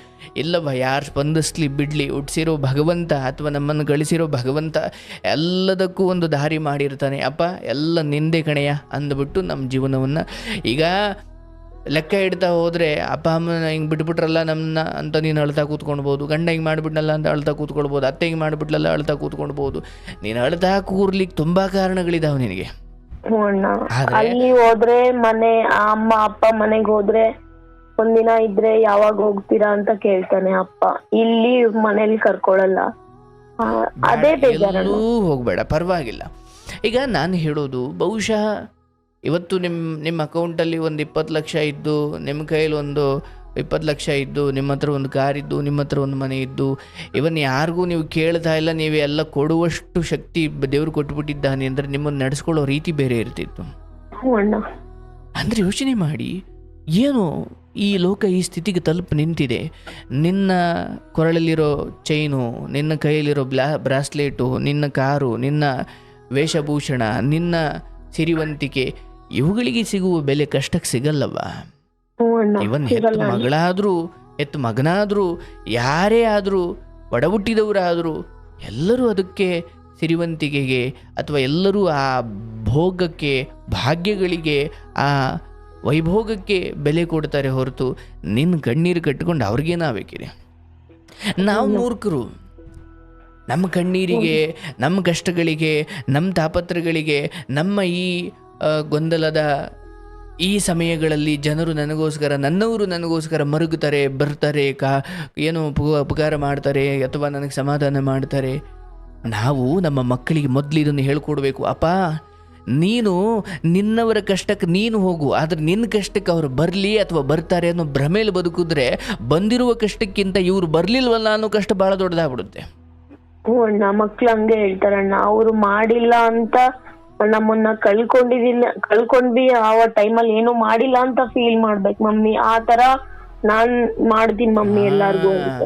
ಇನ್ನ ಮಕ್ಕಳಲ್ಲಿ ಆ ಮಾತುಗಳು ಬರ್ತಿದೆ ಅಂದ್ರೆ ದೇವರು ಅಲ್ಲೆಲ್ಲೋ ನಿನಗೆ ಒಂದು ಒಳ್ಳೆಯ ನಿಲ್ದಾಣ ಸಿಗುತ್ತೆ. ಆ ನಿಲ್ದಾಣದಿಂದ ಮುಂದಿನ ಪ್ರಯಾಣ ಅವಶ್ಯವಾಗಿ ನೆಮ್ಮದಿಯಾಗಿರುತ್ತೆ. ನಾನು ಎಷ್ಟು ಮಾತ್ರ ಹೇಳ್ತೀನಿ ತಾಯಿ, ಇಂಥವೆಲ್ಲ ಬಂದಾಗ ನನ್ನ ಅಮ್ಮ, ನನ್ನ ತಾಯಿ ನನಗೆ ಬಹಳ ದೊಡ್ಡ ಉದಾಹರಣೆಯಾಗಿ ನಿಲ್ತಾರೆ. ಇವತ್ತಿಗೆ ನಾನು ಎಷ್ಟು ಅವ್ರಿಗೆ ಒಳ್ಳೇದು ಮಾಡಿದ್ದೀನೋ ಅಥವಾ ಎಷ್ಟು ನೆಮ್ಮದಿ ಕೊಟ್ಟಿದ್ದೀನೋ ಗೊತ್ತಿಲ್ಲ, ಬಟ್ ನನಗೆ ಖುಷಿ ಇದೆ. ಮಿನಿಮಮ್ ಅವರು ಅವತ್ತು ಗಾರ್ಮೆಂಟ್ಸ್ ಕೆಲಸ ಮಾಡಿಕೊಂಡು ಅಥವಾ ಗಾರೆ ಕೆಲಸ ಮಾಡಿಕೊಂಡು ಏನೆಲ್ಲ ಒದ್ದಾಟ ಮಾಡಿ ಇಡ್ಲಿ ಮಾರ್ಕೊಂಡು, ಹೂಗಳು ಮಾರ್ಕೊಂಡು ಬೀದಿ ಬೀದಿಲಿ ಓಡಾಡ್ತಾ ಇಷ್ಟೆಲ್ಲ ಏನು ಮಾಡಿದ್ರು, ಅವತ್ತಿಗೆ ಅವ್ರಿಗೆ ಇದ್ದಿದ್ದ ಭರವಸೆ ನಮ್ಮ ಮಗ ಇದ್ದಾನೆ, ಏನೋ ಒಂದು ಮಾಡ್ತಾನೆ ಅಥವಾ ಏನೋ ಒಂಚೂರು ನೆಮ್ಮದಿ ಇರುತ್ತೆ ಅವತ್ತಿ ಮುಂದೆ ಅಂತ. ಅದನ್ನು ನಾನು ಪೂರೈಸ್ತಿದ್ದೀನಿ ಅಥವಾ ಅದನ್ನು ನಾನು ಒಂಚೂರಾದರೂ ನೆಮ್ಮದಿ ಕೊಟ್ಟಿದ್ದೀನಿ ಅನ್ನೋ ನಂಬಿಕೆ ಅಥವಾ ಖುಷಿ ನನಗಿದೆ. ಆದರೆ ಎಷ್ಟೋ ತಾಯಂದಿರು ಹೀಗೆ ಈ ಮಾತು ಹೇಳಿರೋದನ್ನು ನಾನು ಕೇಳ್ಬಿಟ್ಟಿದ್ದೀನಿ. ಅಯ್ಯೋ, ನನ್ನ ಮಗ ಒಬ್ಬನ ನೋಡಿಕೊಂಡು ಅಥವಾ ನನ್ನ ಮಕ್ಕಳನ್ನ ನೋಡ್ಕೊಂಡು ಬದುಕ್ತಾ ಇದ್ದೀನಿ ಹಾಗಾಗಿ ಬದುಕು, ಹುಟ್ಟು, ಸಾವು ಅದು ನಮ್ಮ ಕೈಲಿಲ್ಲ. ಆದರೆ ಮಧ್ಯದ ಬದುಕನ್ನು ನಾವು ಬದುಕ್ತಾ ಇರಬೇಕಾದ್ರೆ ಯಾರಿಗೆ ಎಷ್ಟು ಮಹತ್ವ ಕೊಡಬೇಕು ನನಗೆ ಗೊತ್ತಿರಬೇಕು. ನೀವು ಯಾರ್ಯಾರು ನಿನಗೆ ಅನ್ಯಾಯ ಮಾಡಿದ್ರು ಇದನ್ನೇ ನೀನು ಹೆಚ್ಚು ಮಹತ್ವ ಕೊಡ್ತಾ ಹೋದರೆ ಆರೋಗ್ಯ ಕೆಡುತ್ತೆ, ದರಿದ್ರಳಾಗ್ತೀಯ, ಮನಸ್ಸು ಕೆಡುತ್ತೆ, ಬದುಕು ಏನು ಬರಿದಾಗುತ್ತೆ, ಬರಡು ಭೂಮಿ ಆಗುತ್ತೆ. ಯೋಚನೆ ಮಾಡಿ, ನಾವು ನಮ್ಮ ಬಾಯಿ ಇದೆಯಲ್ಲವ, ಇದರಿಂದ ನೀನು ಮಂತ್ರನೂ ಹೇಳ್ಬೋದು, ಇದರಿಂದ ಒಬ್ಬರಿಗೆ ಹೊಲಸು ಮಾತಾಡ್ಬೋದು. ಬಾಯಿ ಸ್ವಯಂ ಒಳ್ಳೆಯದು ಅಲ್ಲ, ಕೆಟ್ಟದ್ದು ಅಲ್ಲ, ಬಟ್ ನೀನು ಏನು ಮಾತಾಡ್ತೀಯ ಅದು ನಿನಗೆ ಬಿಟ್ಟಿದ್ದು. ಕಣ್ಣು ಸ್ವಯಂ ಒಳ್ಳೆಯದು ಅಲ್ಲ, ಕೆಟ್ಟದ್ದು ಅಲ್ಲ, ಅದರಿಂದ ಏನು ನೋಡ್ತೀಯ ಅದು ನಿನಗೆ ಬಿಟ್ಟಿದ್ದು. ಹಾಗೆ ಈ ಬದುಕು ಸ್ವಯಂ ಒಳ್ಳೆಯದು ಅಲ್ಲ, ಕೆಟ್ಟದ್ದು ಅಲ್ಲ. ಯಾವುದಕ್ಕೆ ನೀನು ಹೆಚ್ಚು ಯೋಚನೆಗೆ ಅವಕಾಶ ಕೊಡ್ತೀಯ, ಯಾವುದ್ರ ಕುರಿತು ನೀನು ಹೆಚ್ಚು ಮಹತ್ವ ಕೊಡ್ತೀಯ, ಅಯ್ಯೋ ನನಗೆಲ್ಲ ಹಿಂಗೆ ಮಾಡಿಬಿಟ್ರು ಅಂತ ಇದ್ರ ಬಗ್ಗೆ ಯೋಚನೆ ಮಾಡಿದ್ರೆ ಅವನು ಬದುಕು ಒಂಥರ, ಮಾಡಿದವರೆಲ್ಲ ಮಾಡಲಿ ತೊಂದರೆ ಇಲ್ಲ, ನಾನು ಗೆಲುವಿನ ಕಡೆ ಹೋಗ್ತೀನಿ ಅಂತ ಈ ಪಾಸಿಟಿವ್ ಕಡೆ ನೋಡಿದವ್ರದ್ದು ಬದುಕು ಒಂಥರ. ಮತ್ತು ಅವನ ಜನನ, ಅವನಿಗೂ 24 ಗಂಟೆ, ಅವನಿಗೂ ಸೂರ್ಯನ ಬೆಳಕು, ಚಂದ್ರನ ತಂಪು, ಅವನಿಗೂ ಪಂಚಭೂತಗಳು ಎಲ್ಲವೂ ಒಂದೇ ರೀತಿ. ಮತ್ತು ಒಬ್ಬರ ಬದುಕು ಹಿಂಗೆ, ಯಾಕೆ ಹಿಂಗೆ ಅಂದರೆ ಅವರ ಬದುಕಲ್ಲಿ ಯಾವುದಕ್ಕೆ ಹೆಚ್ಚು ಸಮಯ ಕೊಟ್ಟರು ಅವ್ರು ಹಂಗೆ ಆಗ್ತಾರೆ. ಒಬ್ಬ ಯಾರೋ ಪುಸ್ತಕಕ್ಕೆ ಹೆಚ್ಚು ಸಮಯ ಕೊಟ್ಟ, ಒಬ್ಬ ಯಾರೋ ಲ್ಯಾಬಲ್ಲಿ ವಿಜ್ಞಾನಿ, ಅವನೊಬ್ಬ ಆ ಸಂಶೋಧನಾ ಕೇಂದ್ರದಲ್ಲಿ ಹೆಚ್ಚು ಸಮಯ ಕೊಟ್ಟ, ಇನ್ನೊಬ್ಬ ಯಾರು ಕ್ರಿಕೆಟ್ ಆಡೋ ಪ್ರಾಕ್ಟೀಸ್ ಮಾಡ್ಲಿಕ್ಕೆ ಸಮಯ ಕೊಟ್ಟ, ಸಂಗೀತಗಾರ ಇನ್ನೊಬ್ಬ ಸಮಯ ಕೊಟ್ಟ, ಅವ್ರ ಜೀವನ ಒಂದೊಂಥರ ಆಯಿತು. ಇನ್ಯಾರು ಬರೀ ಕಂಡವ್ರ ವಿಚಾರಗಳ ಮಾತಾಡ್ತಾ, ಕಂಡವ್ರ ಹೆಣ್ಮಕ್ಳ ಬಗ್ಗೆ ಹಿಂದೆ ಹೋಗ್ತಾ ಬಂಕ್ ಹಾಕ್ಕೊಂಡು ಇನ್ನೇನು ತಪ್ಪು ಕೆಲಸ ಮಾಡ್ಕೊಂಡು, ಅಂದರೆ ಅವನಿಗೂ 24 ಗಂಟೆನೇ ಇತ್ತು, ಸಾಧಕನಿಗೂ 24 ಗಂಟೆ ಇತ್ತು. ಇವನು ಸಾಧಕ ಹಿಂಗಾದ, ಇವನು ಹಿಂಗೆ ಹಾಳಾದ. ಯಾಕಂದರೆ ಇಡೀ 24 ಗಂಟೆಯನ್ನು ಅವರು ಏನೇನಕ್ಕೆ ಬಳಸ್ಕೊಂಡ್ರು ಅದರ ಮೇಲೆ ಅವರ ಉನ್ನತಿ ಅಥವಾ ಅವನತಿ ಆಗುತ್ತೆ, ಹೌದಲ್ಲ? ಹಾಗಾಗಿ ನಿಮ್ಮ ಮಕ್ಕಳಿಗಂತೂ ನೀನು ಈ ಪಾಠವನ್ನು ಹೇಳ್ಕೊಡವ. ಆಯಿತು, ನಿಮ್ಮ ಅಜ್ಜಿ ತಾತ ಕೈ ಬಿಟ್ಟರು, ಇವನ್ ನನ್ನ ಅಪ್ಪ ಅಮ್ಮನ ಕಡೆಯವರಾಗಿರ್ಬೋದು, ನಿನ್ನ ಅಪ್ಪನ ಕಡೆಯವರಾಗಿರ್ಬೋದು, ಇವರು ಯಾರನ್ನು ದೂಷಿಸೋದು ಬೇಡ. ಯಾಕಂದರೆ ನಮ್ಮನ್ನು ಅವರು ಸಾಕಿ ಇಷ್ಟಾದರೂ ಮದುವೆ ಮಾಡಿ ಕಳಿಸಿದ್ರು, ಅಷ್ಟು ಮಾತ್ರ ಕೃತಜ್ಞತೆ ಇಟ್ಕೊಳ್ಳೋಣ. ಒಂದು ವೇಳೆ ದೂಷಿಸ್ತಾ ಹೋದರೆ ನೀನು ಆರೋಗ್ಯ ಕೆಡಿಸ್ಕೊಳ್ತೀಯ, ದ್ವೇಷಗಳು ಬೆಳೀತವೆ, ಮಕ್ಕಳು ಮನಸ್ಸಲ್ಲೂ ಇನ್ನೂ ಏನೇನೋ ವಿಚಾರಗಳು ಶುರುವಾಯ್ತವೆ. ಅದರಿಂದ ಒಳ್ಳೆಯದಲ್ಲ. ಆಗ್ಲವ ಈ ಮೂಲಕ ನೀನು ಹೆಣ್ಣು ಮಕ್ಕಳಿಗೆ ಭಾಳ ದೊಡ್ಡ ಸಂದೇಶವನ್ನು ಕೊಟ್ಟೆ, ತಂದೆ ತಾಯಿಗಳಿಗೆ ದೊಡ್ಡ ಸಂದೇಶವನ್ನು ಕೊಟ್ಟೆ. 16 ವಯಸ್ಸಿಗೆ ಮದುವೆ ಮಾಡೋದು, ಬದುಕು ಏನೂ ತಿಳಿಯದ ವಯಸ್ಸಲ್ಲಿ ಅವ್ರಿಗೆ ಮದುವೆ ಮಾಡಿ 18-17ಕ್ಕೆ ತಾಯಿಯಾಗಿ ಅವ್ರ ಬದುಕಲ್ಲಿ ಇಂಥವಕ್ಕೆಲ್ಲ ಸಿಗಾಕೊಂಡ್ರೆ ಅವ್ರು ಹೇಗೆ ನಿಭಾಯಿಸ್ತಾರೆ? ಸರಿಯಾಗಿ ಈ ತಿರುಪತಿಗೆ ಹೋದಾಗ ಯಾವುದೋ ದಾರಿಲಿ ಮಿಸ್ ಆಗ್ಬಿಟ್ರೆ ನಮ್ಮವ್ರನ್ನ ಹುಡ್ಕೋದೇ ಕಷ್ಟ. ಅಂಥದ್ರಲ್ಲಿ ಬದುಕು ಅನ್ನೋದಿದೆಯಲ್ಲ, ಅದಕ್ಕಿಂತ ಬಹಳ ಚಕ್ರವ್ಯೂಹ ಇದು. ಅಣ್ಣ. ಒಂಚೂರು ಹಿಂಗಾದರೆ ಮತ್ತು ಬರುವಷ್ಟು ವಿದ್ಯೆ ಕಲಿಸಿ ಆಮೇಲೆ ಅವ್ರಿಗೆ ಮದುವೆ ಮಾಡಬೇಕು. ಹ್ಮ್. ಅವರು ಕಳೆದು ಹೋಗ್ಬಿಟ್ರೆ ಮತ್ತು ಅವರು ಸರಿದಾರಿ ಬರೋಕ್ಕೆ ತಮ್ಮ ಇಡೀ ಆಯಸ್ಸನ್ನೇ ಕೊಡಬೇಕಾಗುತ್ತೆ. ಅಣ್ಣ. ಹಾಗಲವ, ನಿನ್ನ ಧೈರ್ಯ ಮೆಚ್ಚತಕ್ಕಂಥದ್ದೇ. 15 ವರ್ಷದಿಂದ ಪಾಪ ಸಹನೆ ಮಾಡಿದ್ದೀರಿ. ನನ್ನ ಪೂರ್ಣ ಹಾರೈಕೆ, ಕೃಷ್ಣನ ಅನುಗ್ರಹ, ಇನ್ನು ನಿನ್ನ ಮಕ್ಕಳಿಂದ ನಿನಗೆ ಪೂರ್ಣ ನೆಮ್ಮದಿ ಇರುತ್ತೆ. ಹೇಗೋ ಸ್ವಲ್ಪ ಫಿನಾನ್ಷಿಯಲಿ ಯಾರಿಗೂ ನಿನ್ನ ಒಳಗುಟ್ಟುಗಳನ್ನು ಹೇಳದೆ ಅಷ್ಟೋ ಇಷ್ಟೋ ಕಾಪಾಡಿಕೊಂಡು ಸೇವಿಂಗ್ಸ್ ಮಾಡಿಕೊಂಡು ಮಕ್ಕಳ ಮೇಲೆ ಭರವಸೆ ಇಟ್ಟು ಬದುಕು. ಸಾಯೋ ದೊಡ್ಡ ವಿಚಾರ ಅಲ್ಲ. ಆದರೆ ನಾಳೆ ನಿನ್ನ ಮಕ್ಕಳಿಗೆ, ನಾನಿವತ್ತು ನನ್ನ ತಾಯಿ ಬಗ್ಗೆ ಹೆಂಗೆ ಹೆಮ್ಮೆಯಿಂದ ಹೇಳ್ತೀನಿ, ನಿನ್ನ ಮಕ್ಕಳು ನಿನ್ನ ಬಗ್ಗೆ ಹೇಳಬೇಕು. ಅದನ್ನು ನೋಡ್ಬೇಕು ನೀನು ಕಣ್ಣಾರೆ. ಅಯ್ಯೋ ನಮ್ಮ ಅಪ್ಪ ಕುಡ್ದು ಹೋದ, ಆಮೇಲೆ ನಮ್ಮ ಅಮ್ಮ ನೋಡೋಕ್ಕಾಗದೆ ಸತ್ತೋದ್ಲು ಅಂದರೆ ಇಬ್ಬರು ಮಕ್ಕಳನ್ನ ಅಲ್ಲೇ ಬಿಟ್ಟು ಹೋದ್ರಲ್ಲ. ಮತ್ತೆ ಅದು ಹಂಗೂ ಹೋದ್ರೆ ನೀನು ಹಿಂಗೂ ಹೋದೆ, ಒಟ್ಟಿಗೆ ಇಬ್ಬರು ಮೋಸ ಮಾಡಿದ್ರಿ ಅಷ್ಟೇ. ನಾನು ಮಾಡಬಾರ್ದು. ಸೊ ಹಾಗಾಗಿ ಇದೇ ಪರಿಸ್ಥಿತಿಗಳು ನಿಮಗೆ ಇನ್ನೂ ಒಂದಷ್ಟು ಸಮಯ ಮುಂದುವರಿಬೋದು. ಆದರೆ ನೀವು ಅದನ್ನು ನೋಡೋ ದೃಷ್ಟಿಕೋನ ಬದಲಿಸ್ಕೊಳ್ಳಿ. ಆಯಿತು, ದಿಸಾ ಸಾರ್ಗಳವ್ರು ಯಾರು ಅಂದುಕೊಂಡು ನಿನ್ನ ಕೆಲಸದಲ್ಲಿ ಇನ್ನಷ್ಟು ಏನೋ ಉನ್ನತಿ ಆಗೋದ್ರ ಕಡೆ ಸ್ಕಿಲ್ ಡೆವಲಪ್ಮೆಂಟ್ ಮಾಡ್ಕೋ, ಕಾಂಟ್ಯಾಕ್ಟ್ಗಳು ಬೆಳೆಸ್ಕೋ, ಇನ್ನೂ ಎಲ್ಲೋ ಹೆಚ್ಚು ಸಂಬಳ ಕಡೆ ಆ ಕಡೆ ಗಮನ ಕೊಡು. ಸೊ ಇದ್ರ ಕಡೆ ಗಮನ ಕೊಟ್ಟರೆ ಉದ್ಧಾರ ಆಗ್ಬೋದು. ಇಲ್ಲ ಅಂದ್ರೆ ಕೊರಗ್ತಾ ಕೂತ್ಕೊಳ್ತೀವಿ ಅಷ್ಟೇ. ನಾ ಕೆಲಸ ಮಾಡೋ ಹತ್ರನೂ ಅವ್ರಿ ನಂಬರ್ ತಗೊಳ್ಳೋದು, ಕಾಲ್ ಮಾಡೋದು, ಮತ್ತೆ ಕಂಪ್ನಿಗಳ ಹತ್ರ ಬರೋದು, ಆ ತರ ಎಲ್ಲ ಮಾಡ್ತಾರೆ. ಅಲ್ಲಿ ಎಲ್ಲಾ ಮರ್ಯಾದೆ ಕಳೆಯೋದು, ಆ ತರ ಎಲ್ಲ ಮಾಡೋದು. ಅಂದ್ರೆ ಅದಕ್ಕೆ ನೀವು ವರ್ಕ್ ಫ್ರಮ್ ಹೋಮ್ ಮಾಡಿದ್ದ? ಅಣ್ಣ, ಅದಕ್ಕೋಸ್ಕರನೇ ವರ್ಕ್ ಫ್ರಮ್ ಹೋಮ್ ತಗೊಂಡಿರೋದು. ಇರ್ಲಿ ತಾಯಿ, ಅದೆಲ್ಲವನ್ನ ಮೀರೋ ಗಳಿಗೆ ಬರುತ್ತೆ. ದೇವ್ರು ಒಳ್ಳೇದು ಮಾಡ್ತಾನೆ. ಧೈರ್ಯವಾಗಿರು, ಆರೋಗ್ಯ ಕಾಪಾಡ್ಕೋ. ಖಂಡಿತ ನಾನು ಹೇಳ್ತಾ ಇದ್ದೀನಿ, ನಿನ್ನ ಮಕ್ಕಳು ಇದೆಲ್ಲದಕ್ಕೂ ಒಂದು ಕೊನೆ ಆಡ್ತಾರೆ. ಭರವಸೆ ಇಟ್ಕೋ, ಆರೋಗ್ಯ ಕಾಪಾಡ್ಕೋ, ಟೈಮ್ ಊಟ ಮಾಡು. ದೇವರಿದ್ದಾನೆ, ಎಲ್ಲ ಒಳ್ಳೇದಾಗುತ್ತೆ ತಾಯಿ. ಯಾರ ಮೇಲೂ ದ್ವೇಷ ಬೇಡ. ಅಪ್ಪ ಅಮ್ಮನ ಕುರಿತು ದ್ವೇಷ ಮಾಡಲ್ಲ. ನನಗ್ ಫೀಲ್ ಆಗುತ್ತೆ, ನಂಗ್ ಮಾತಾಡಲ್ವಲ್ಲ ಚೆನ್ನಾಗಿ, ನೋಡೋದು ಬೇಡ ಅವರು ನನ್ಗೆ. ನಾನು ಇದೀನಿ, ನಿನ್ ಸಪೋರ್ಟ್ ಇದೀನಿ, ಹಿಂದೆ ನಾನು ಏನಾದ್ರು ಆದ್ರೆ ಒಂದ್ ಒಳ್ಳೆ 2 ಒಳ್ಳೆ ಮಾತು ಹೇಳ್ತೀನಿ ಅನ್ನೋರು ಇಲ್ವಲ್ಲ ಅಂತ ಬೇಜಾರು. ಅಯ್ಯೋ ತಾಯಿ, ನಿನಗೆ ಇದ್ದು ಹೇಳ್ತಾ ಇಲ್ಲ, ಇನ್ನು ಕೆಲವೊಬ್ಬರಿಗೆ ಇಲ್ವೇ ಇಲ್ಲ. ಕಲ್ಪನೆ ಮಾಡ್ಕೊಳ್ಳಿಕ್ಕೂ ಕೆಲವೊಬ್ಬರಿಗೆ ಅವಕಾಶ ಇಲ್ಲ. ಒಬ್ಬೊಬ್ರದ್ದು ಒಂದೊಂದು ಕತೆ. ನಾವು ಅಪ್ಪ ಅಮ್ಮ ಇದ್ದು ನಿನ್ನ ಕಡೆ ಬೆಂಬಲ ಕೊಡ್ತಿಲ್ಲ ಅನ್ನೋದಾದರೆ ಇಲ್ಲದೇ ನರಳುತ್ತಾ ಇರೋರು ಇನ್ನಷ್ಟು ಜನ. ಹಾಗಾಗಿ ಹಂಗೆ ಹೋಲಿಕೆ ಮಾಡಿಕೊಂಡ್ರೆ ಇನ್ಯಾರಿಗಿಂತಲೂ ನಿನಗೆ ತುಂಬ ಅನ್ಯಾಯ ಆಗಿದೆ. ಇನ್ನೂ ಹೋಲಿಕೆ ಮಾಡಿಕೊಂಡ್ರೆ ಇನ್ಯಾರಿಗಿಂತಲೂ ನೀನು ಬೆಟರಾಗೇ ಇದ್ದೀಯ. ನಿನಗಿಂತ ಮುಂದಿರೋರು ಇದ್ದಾರೆ, ಅಂದರೆ ನಿನಗಿಂತ ಒಂಚೂರು ಹೆಚ್ಚು ನೆಮ್ಮದಿಯಾಗಿರೋರು ಇದ್ದಾರೆ. ಅವ್ರಿಗೆ ಹೋಲಿಸ್ಕೊಂಡ್ರೆ ನಿನಗೆ ಅನ್ಯಾಯ ಅಂತ ಅನಿಸ್ಬೋದು. ಬಟ್ ನಿನ್ನಷ್ಟು ಇಲ್ಲದವ್ರು ಇನ್ನಷ್ಟು ಜನ ಇದ್ದಾರೆ, ಅವ್ರಿಗೆ ಹೋಲಿಸ್ಕೊಂಡ್ರೆ ನಿಂದು ಬೆಟರ್ ಅನ್ಬೋದು. ಹಾಗಾಗಿ ಬದುಕಲ್ಲಿ ಈ ಥರದ ತುಂಬ ಅನ್ಯಾಯ ಆಯಿತು, ನಮ್ಮ ಬದುಕು ಮುಗ್ದೇ ಹೋಯಿತು ಅಂದಾಗಲೆಲ್ಲ ನಮಗಿಂತ ಕೆಳಗಿರೋರನ್ನ ಇಲ್ಲೆಲ್ಲೋ ಮೆಟ್ರೋ ಸ್ಟೇಷನ್ ನಡೆ ಎಲ್ಲೋ ಒಂದು ಚಿಕ್ಕ ಗುಡಿಸ್ಲು ಹಾಕೊಂಡು ಬದುಕ್ತಾರೆ. 3 ಮಕ್ಕಳನ್ನ ಎಲ್ಲೋ ಮಣ್ಣಲ್ಲಿ ಆಟ ಆಡ್ತಿದ್ದಾವೆ. ಅವರಿಗೆ ಆ ದಿನಕ್ಕೆ ಅನ್ನಕ್ಕಾದರೆ ಸಾಕು ಅನ್ನೋ ಸ್ಥಿತಿಲಿದ್ದಾವೆ. ಏನೋ ಎಲ್ಲರಿಗೂ ಒಂದು ದೇವರು ಏನೋ ಒಂದು ದಾರಿ ಇಟ್ಟೇ ಇದ್ದಾನೆ.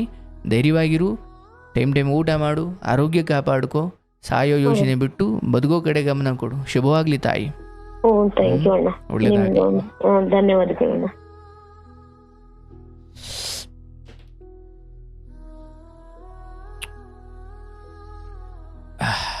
ಪಾಪ, ದಯವಿಟ್ಟು ಹೆತ್ತವರು ಈ ಮೂಲಕ ಅರ್ಥ ಮಾಡಿಕೊಳ್ಳಬೇಕು. ತಮ್ಮನೇ ಹೆಣ್ಣುಮಕ್ಕಳನ್ನು, ಈಗೆಲ್ಲ ಕಾಲ ಬದಲಾಗಿದೆ ಬಿಡಿ, ಬಟ್ ಆದರೂ ನಿಮ್ಮನೆ ಹೆಣ್ಣುಮಕ್ಕಳನ್ನು ಆದಷ್ಟು ಯೋಗ್ಯರಿಗೆ ಕೊಡಿ. ಯೋಗ್ಯರು ಅಂತ ಹೇಗೆ ಸರ್ ನೋಡೋದು ಅಂದಾಗ ಬಹುಶಃ ನಿಮ್ಮ ಹೃದಯ ನಿಮಗೆ ಹೇಳಿರುತ್ತೆ, ಹಣ ಆಸ್ತಿಗೂ ಮೀರಿ. ನೋಡಿ, ನಾನು ಹೇಳೋದು, ನಿಮ್ಮ ಮಗಳನ್ನು ಚೆನ್ನಾಗಿ ಓದಿಸಿ ಬಡವನಿಗೆ ಕೊಡಿ. ಯಾಕಂದರೆ ನಿಮ್ಮ ಮಗಳ ವಿದ್ಯೆ ಅಂದರೆ ಅವಳ ವಿದ್ಯೆ ಜೊತೆಗೆ ಈ ಬಡವನ, ಅವನಿಗೂ ವಿದ್ಯೆ ಇರುತ್ತೆ, ಬಡವ, ಓಕೆ ಫೈನ್, ಅವನಿಗೆ ಹಸಿವಿರುತ್ತೆ, ಅವನ ಕಷ್ಟ ನೋಡಿ ಬಂದಿರ್ತಾನೆ. ಅವರಿಗೆ ತಾಯಿ ತಂಗಿ ಅಕ್ಕ ಇವ್ರ ನಡುವೆ ಬೆಳೆದು ಬಂದಿರ್ತಾರೆ, 1 ರೂಪಾಯಿಗೆ ಒದ್ದಾಡಿರ್ತಾರೆ. ಸೊ ನಿಮ್ಮ ಮಗಳು ಅಷ್ಟು ಚೆನ್ನಾಗಿ ಓದಿದ್ದಾಳೆ, ಅವಳಿಗೆಲ್ಲ ಅರ್ಥ ಆಗುತ್ತೆ. ಈತ ಕಷ್ಟ ನೋಡಿದ್ದಾನೆ, ಇವನಿಗೂ ಎಲ್ಲ ಅರ್ಥ ಆಗುತ್ತೆ. ಇವರಿಬ್ಬರು ಕಾಂಬಿನೇಷನ್, ಅವ್ರ ಬದುಕನ್ನು ಸ್ಕ್ರ್ಯಾಚಿಂದ ಕಟ್ಟಿಕೊಳ್ತಾರೆ, ನೆಮ್ಮದಿಯಾಗಿ ಬದುಕ್ತಾರೆ. ಅವರಿಬ್ಬರಿಗೂ ನೆಮ್ಮದಿಯ ಮಹತ್ವ ಗೊತ್ತಿರುತ್ತೆ. ತುಂಬ ಸಿರಿವಂತರು ಮನೆಗೆ ಒಂದು ವೇಳೆ ನಿಮ್ಮ ಬಡ ಹುಡುಗಿಯನ್ನು ಕೊಟ್ಟರೆ ಎಂದುಕೊಡಿ, ಆ ಸಿರಿವಂತರಿಗೆ ಅಹಂಕಾರ ಬೈ ಬರ್ತ್ ಬಂದ್ಬಿಟ್ಟಿರುತ್ತೆ. ನಿಮ್ಮ ಮಗಳು ದಾಸಿಯಾಗಿ ಬದುಕಬೇಕಾಗುತ್ತಷ್ಟೆ. ಹಾಗಂತ ಸಿರಿವಂತರೆಲ್ಲ ಕೆಟ್ಟವರು ಅಂತ ನಾನು ಹೇಳಲ್ಲ. ಕೆಲವೊಂದು ಹಣದಿಂದ ಬಂದ ಮದ, ಅಹಂಕಾರ ಹೆಂಡತಿಯನ್ನು ದಾಸಿಯಾಗಿಟ್ಟುಕೊಳ್ಳುವಂತೆ ಪ್ರೇರೇಪಣೆ ಮಾಡುತ್ತೆ. ಹೆಂಡತಿಯನ್ನು ಮನುಷ್ಯಳಂತೆ ನೋಡು ಅಂತ ಹೇಳೋದೇ ಇಲ್ಲ ಆ ಹಣ. ಹಾಗಂತ ದುಡ್ಡಿರೋರಿಗೆ ಕೊಡಬೇಡಿ ಅಂತ ನಾನು ಹೇಳಲ್ಲ, ಬಟ್ ಆದಷ್ಟು ಒಳ್ಳೆಯ ಆಯ್ಕೆ ಮಾಡೋ ಪ್ರಯತ್ನ ಮಾಡಿ. ಹಾಗೂ ಏನೋ ಹುಡುಗಿ ಹಣೆಬರ ಚೆನ್ನಾಗಿರಲಿಲ್ಲ, ಎಂಥ ಒಳ್ಳೆಯವರು ಅಂದುಕೊಂಡು ಕೊಟ್ಟರು ಅಲ್ಲೇನೋ ತಪ್ಪಾಯಿತು ಅಂದಾಗ ಬೆಂಬಲಕ್ಕೆ ನಿಲ್ಲಿ. ಹಾಗಂತ ಅಳಿಯನಿಂದ ದೂರ ಮಾಡಿಬಿಡಿ ಅಂತ ಅಲ್ಲ. ಆದಷ್ಟು ಮಗಳೇ, ನಾವು ನಿನ್ನ ಜೊತೆ ಇದ್ದೀವಮ್ಮ, ಆದಷ್ಟು ಗಂಡನನ್ನು ಸರಿ ಮಾಡ್ಕೋ, ಅಲ್ಲೇ ಬದುಕು ಪ್ರಯತ್ನ ಮಾಡು, ನಾವಿದ್ದೀವಿ, ಧೈರ್ಯವಿರು, ನಾವು ನಿಮ್ಮ ಜೊತೆ ಇದ್ದೀವಿ. ಆದಷ್ಟು ಅಳಿಯ ಮಗಳನ್ನು ಒಂದು ಮಾಡಬೇಕು, ಅವರಿಬ್ಬರನ್ನ ಸರಿ ಮಾಡಬೇಕು. ತೀರಾ ಅವನು ಸರಿಯೇ ಇಲ್ಲ, ಅವನು ಸರಿ ಹೋಗಲ್ಲ, ಅವನ ಅಹಂಕಾರಿ, ಅವನು ಮಗಳನ್ನು ಕೊಲ್ಲವಷ್ಟಿದ್ದಾನೆ ಅನ್ನೋ ರೇಂಜಿಗೆ ಬಂದಾಗ ಆಯಿತು, ನಿಮ್ಮ ಮನೆಗೆ ಕರ್ಕೊಂಡು ಬಂದರೆ ನಿಮಗೆ ಮರ್ಯಾದೆ ಹಾಳಲ್ಲ, ಎಲ್ಲೋ ಒಂದು ಕಡೆ ಮನೆ ಮಾಡಿಡಿ, ಎಲ್ಲೋ ಒಂದು ಕಡೆ ಅವಳಿಗೊಂದು ಬದುಕನ್ನು ಕಟ್ಕೊಡಿ, ನಿನ್ನ ರಕ್ಷಣೆಗೆ ನಾವಿದ್ದೀವವ ಅಂತ ಧೈರ್ಯ ತೋರಿ. ಅವಳ ಸವಾಸಕ್ಕೆ ಯಾರೂ ಹೋಗಲ್ಲ. ಬಟ್ ಪಾಪ ಈ ಹುಡುಗಿದು ಎಂಥ ಅನ್ಯಾಯ ಅಲ್ವೇ? 16 ವಯಸ್ಸಿಗೆ ಮದುವೆ ಮಾಡಿ ತೀರಾ ಈ ಥರ ಗಂಡ ಹಿಂಸೆ ಕೊಡ್ತಿದ್ದಾನಿಂದಾಗಲೂ ಮರ್ಯಾದೆ ಹೋಗುತ್ತಮ್ಮ, ನಿನ್ನ ಮನೆಗೆ ಬರಬೇಡ ಅಂತ ಹೇಳೋದಿದೆಯಲ್ಲ, ಯಪ್ಪ ಭಯಂಕರ. ಒಳ್ಳೇದಾಗ್ಲವಾ, ನಿನ್ನ ಮಕ್ಕಳಿಂದ ನಿನಗೆ ನೆಮ್ಮದಿ ಇದೆ, ಧೈರ್ಯವಾಗಿರು, ಶುಭವಾಗಲಿ ತಾಯಿ.